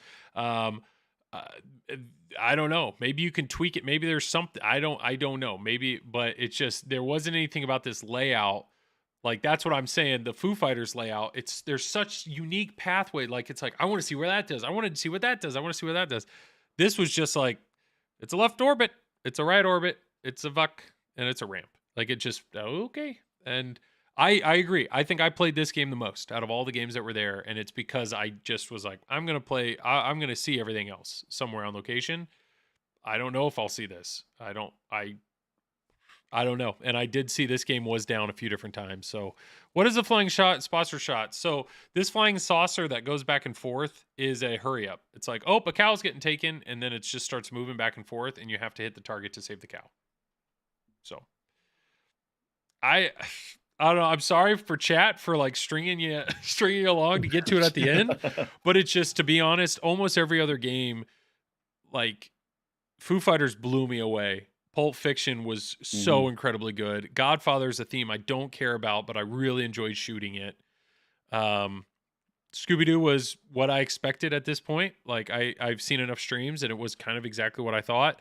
This was the one game that we hadn't seen anything. So I think we all four of us had high hopes to be like wowed. And this was the pin. If I was going to walk away from TPF buying one, it was going to be this one. That's how I came into it. I was going to say, I saw the tank as soon as the tank was revealed, I'm like, this is amazing. This is like a really unique idea. I can't wait to see what they've done with the layout. And I came out saying I probably will not be purchasing one unless it can be fixed. That left vuck kept shooting, couldn't make it up to whatever lock. And so the animation of the guy kept saying, "We need more power," kept going over and over. And I wanted to turn the pin off.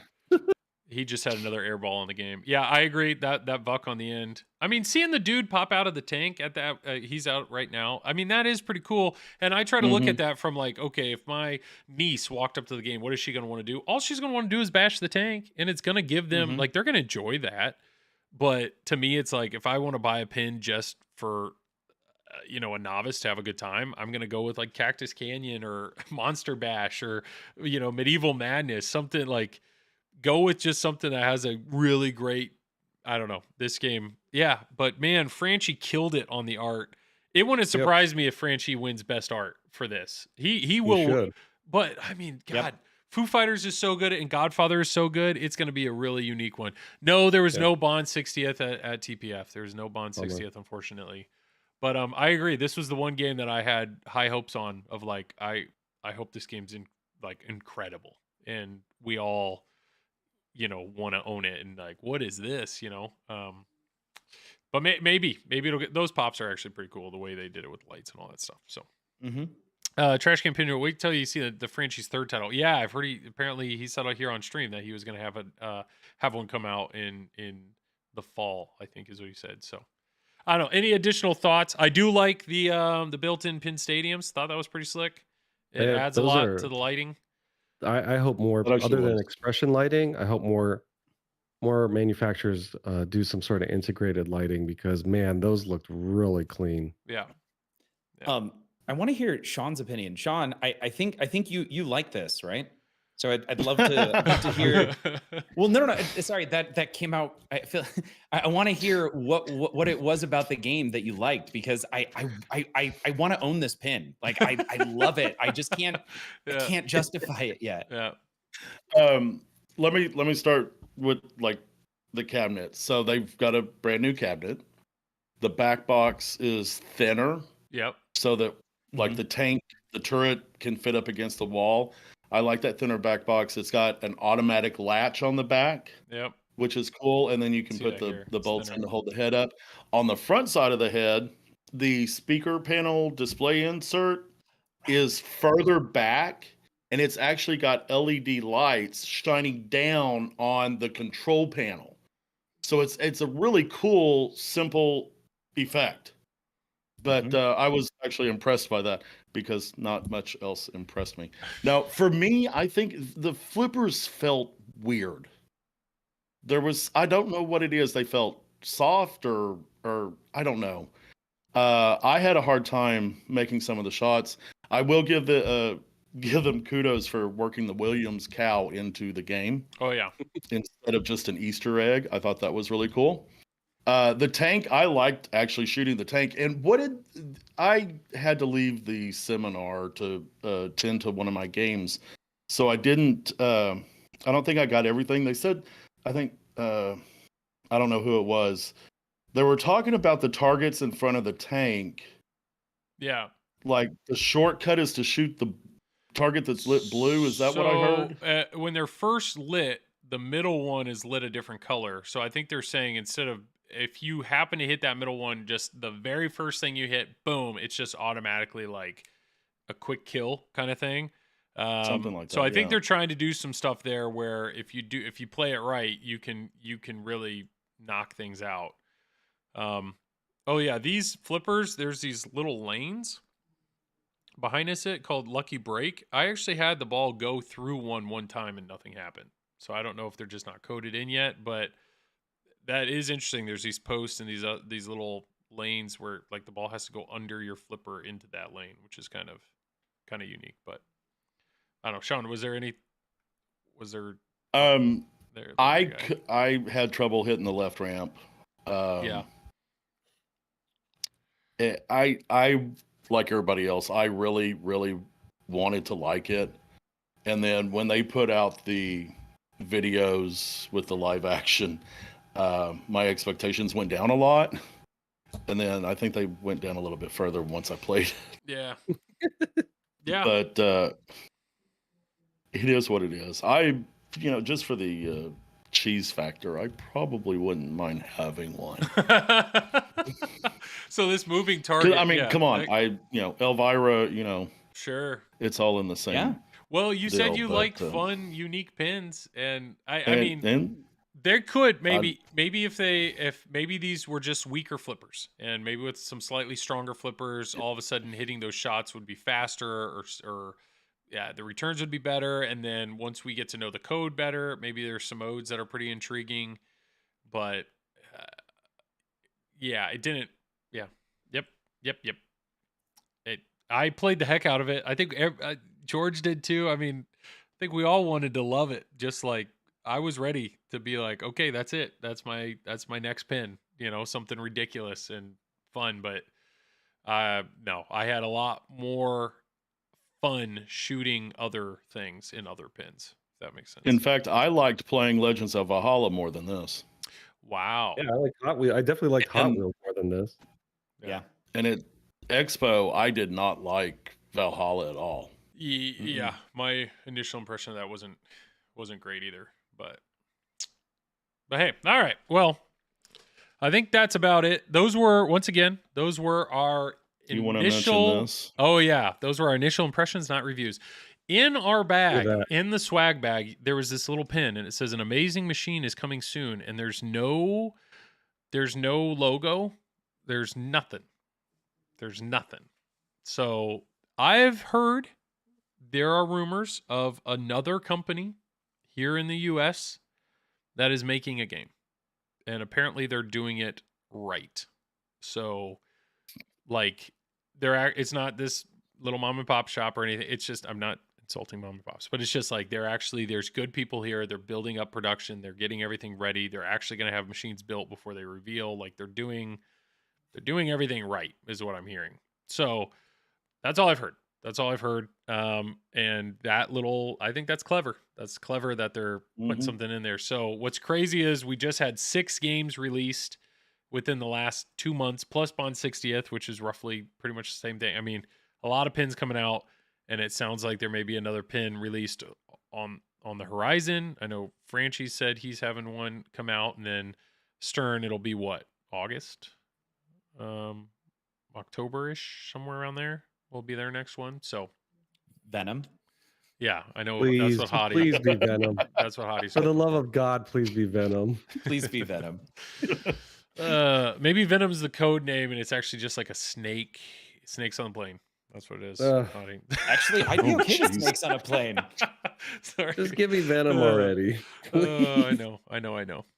All right. I think that's about it. I think we'll go ahead and plug it up. So let's dude, chat. We had a ton to get through tonight, and I'm sorry to drag you guys all the way to the end for GTF. But I think we did well. I mean, roughly 20 minutes for each pin. I think we really hit it well. I mean, we have 100 plus people watching right now, and I wasn't seeing, but concurrent viewers were very good all night. So thank you for everybody that was here. Hopefully that was an enjoyable conversation. But yeah, let's go around. We'll plug it up. George, go ahead. My name is George. I stream on the Twitch channel Don't Panic Flip. I have don'tpanicflip.com. I have a Facebook page, Instagram, Twitter, although I don't tweet all that often. And yeah, you can come hang out anytime. Awesome. Thank you, George. Shawn, go for it, man. I'm Shawn, and you can find me on Pride Pinball on Twitch, Facebook, Instagram, and YouTube. Wonderful. And thank you so much for being here. First time. Hopefully, thank you for having me. Hopefully we'll have to have you back. I love it. Flipping out with friends. It's growing. The friends group is growing. And yeah, it's just fun. It's just fun getting different people on. I remember I did ask the one, the only Dennis Griesel, because, you know, who doesn't want his wit and just passion for the game? But he's at a conference. So he was a no, unfortunately. But no, yeah, Shawn, thank you so much for being here. I'm glad I was your second or third choice. I didn't say I invited you third.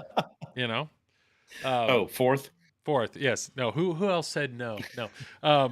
Hadi, dude, go for it, man. My name's Hadi, Frisco Pinball. You can catch me on Twitch. I'll probably start streaming after this. Try to do something on Godzilla. I've put more plays on it than I've ever done in the last year and a half since I've owned it. But I love it. It's taught me, it's a reinvigorated Pin Clash. Thank you, Carl, IE Pinball. It's reinvigorated my love for focusing on my physical stuff. I still love my virtual pin. But yeah, catch me, Frisco Pinball, all the socials, same, but mainly on Twitch. And I enjoy doing these things. Thank you, Joel, for having us. Yeah, absolutely. And I'm Joel. Thanks, Joel. I do the Triple Drain Pinball Podcast. We're actually going to record an episode tomorrow night. So if you want to hear me talk more about these pins, I'm going to talk to Tom and Travis. We're going to work through not only the tournament, but also our initial impressions on some of these games. And then you mentioned Godzilla. I know next time we do a Flipping Out with Friends, I actually have a mod that I have been testing for a company that works incredibly well. So I'm going to go into detail about that. That is kind of a new thing, which is pretty cool. But yeah, if you happen to be watching this after the fact on YouTube, like, subscribe, all those fun things. And yeah, everybody that was here tonight in chat, thank you so much for being here, especially the people that get here early. And once again, to anybody that came up and said hi to any of us, thank you so much. Thank you so much, not only for the support, but just, it's awesome. It's awesome to know that we all make content because we love pinball, and we just want to share that love with others, and to know that there's actually other people wherever you are in the world watching this and enjoying this it's so cool. It's so very cool. So thank you so much for everybody that said hi. But I think you yeah, no, you weren't there. I know you weren't there. I didn't see Chris. Yeah, we would know if Chris was there. But all right, everybody, have a great night. Go raid somebody on TPN. I don't know who's streaming right now. But yeah, have a great night, everybody. And we will next Wednesday. Hopefully, I'll be streaming a new game. Hopefully, Zach will come and swap something out. And yeah, should be a good time.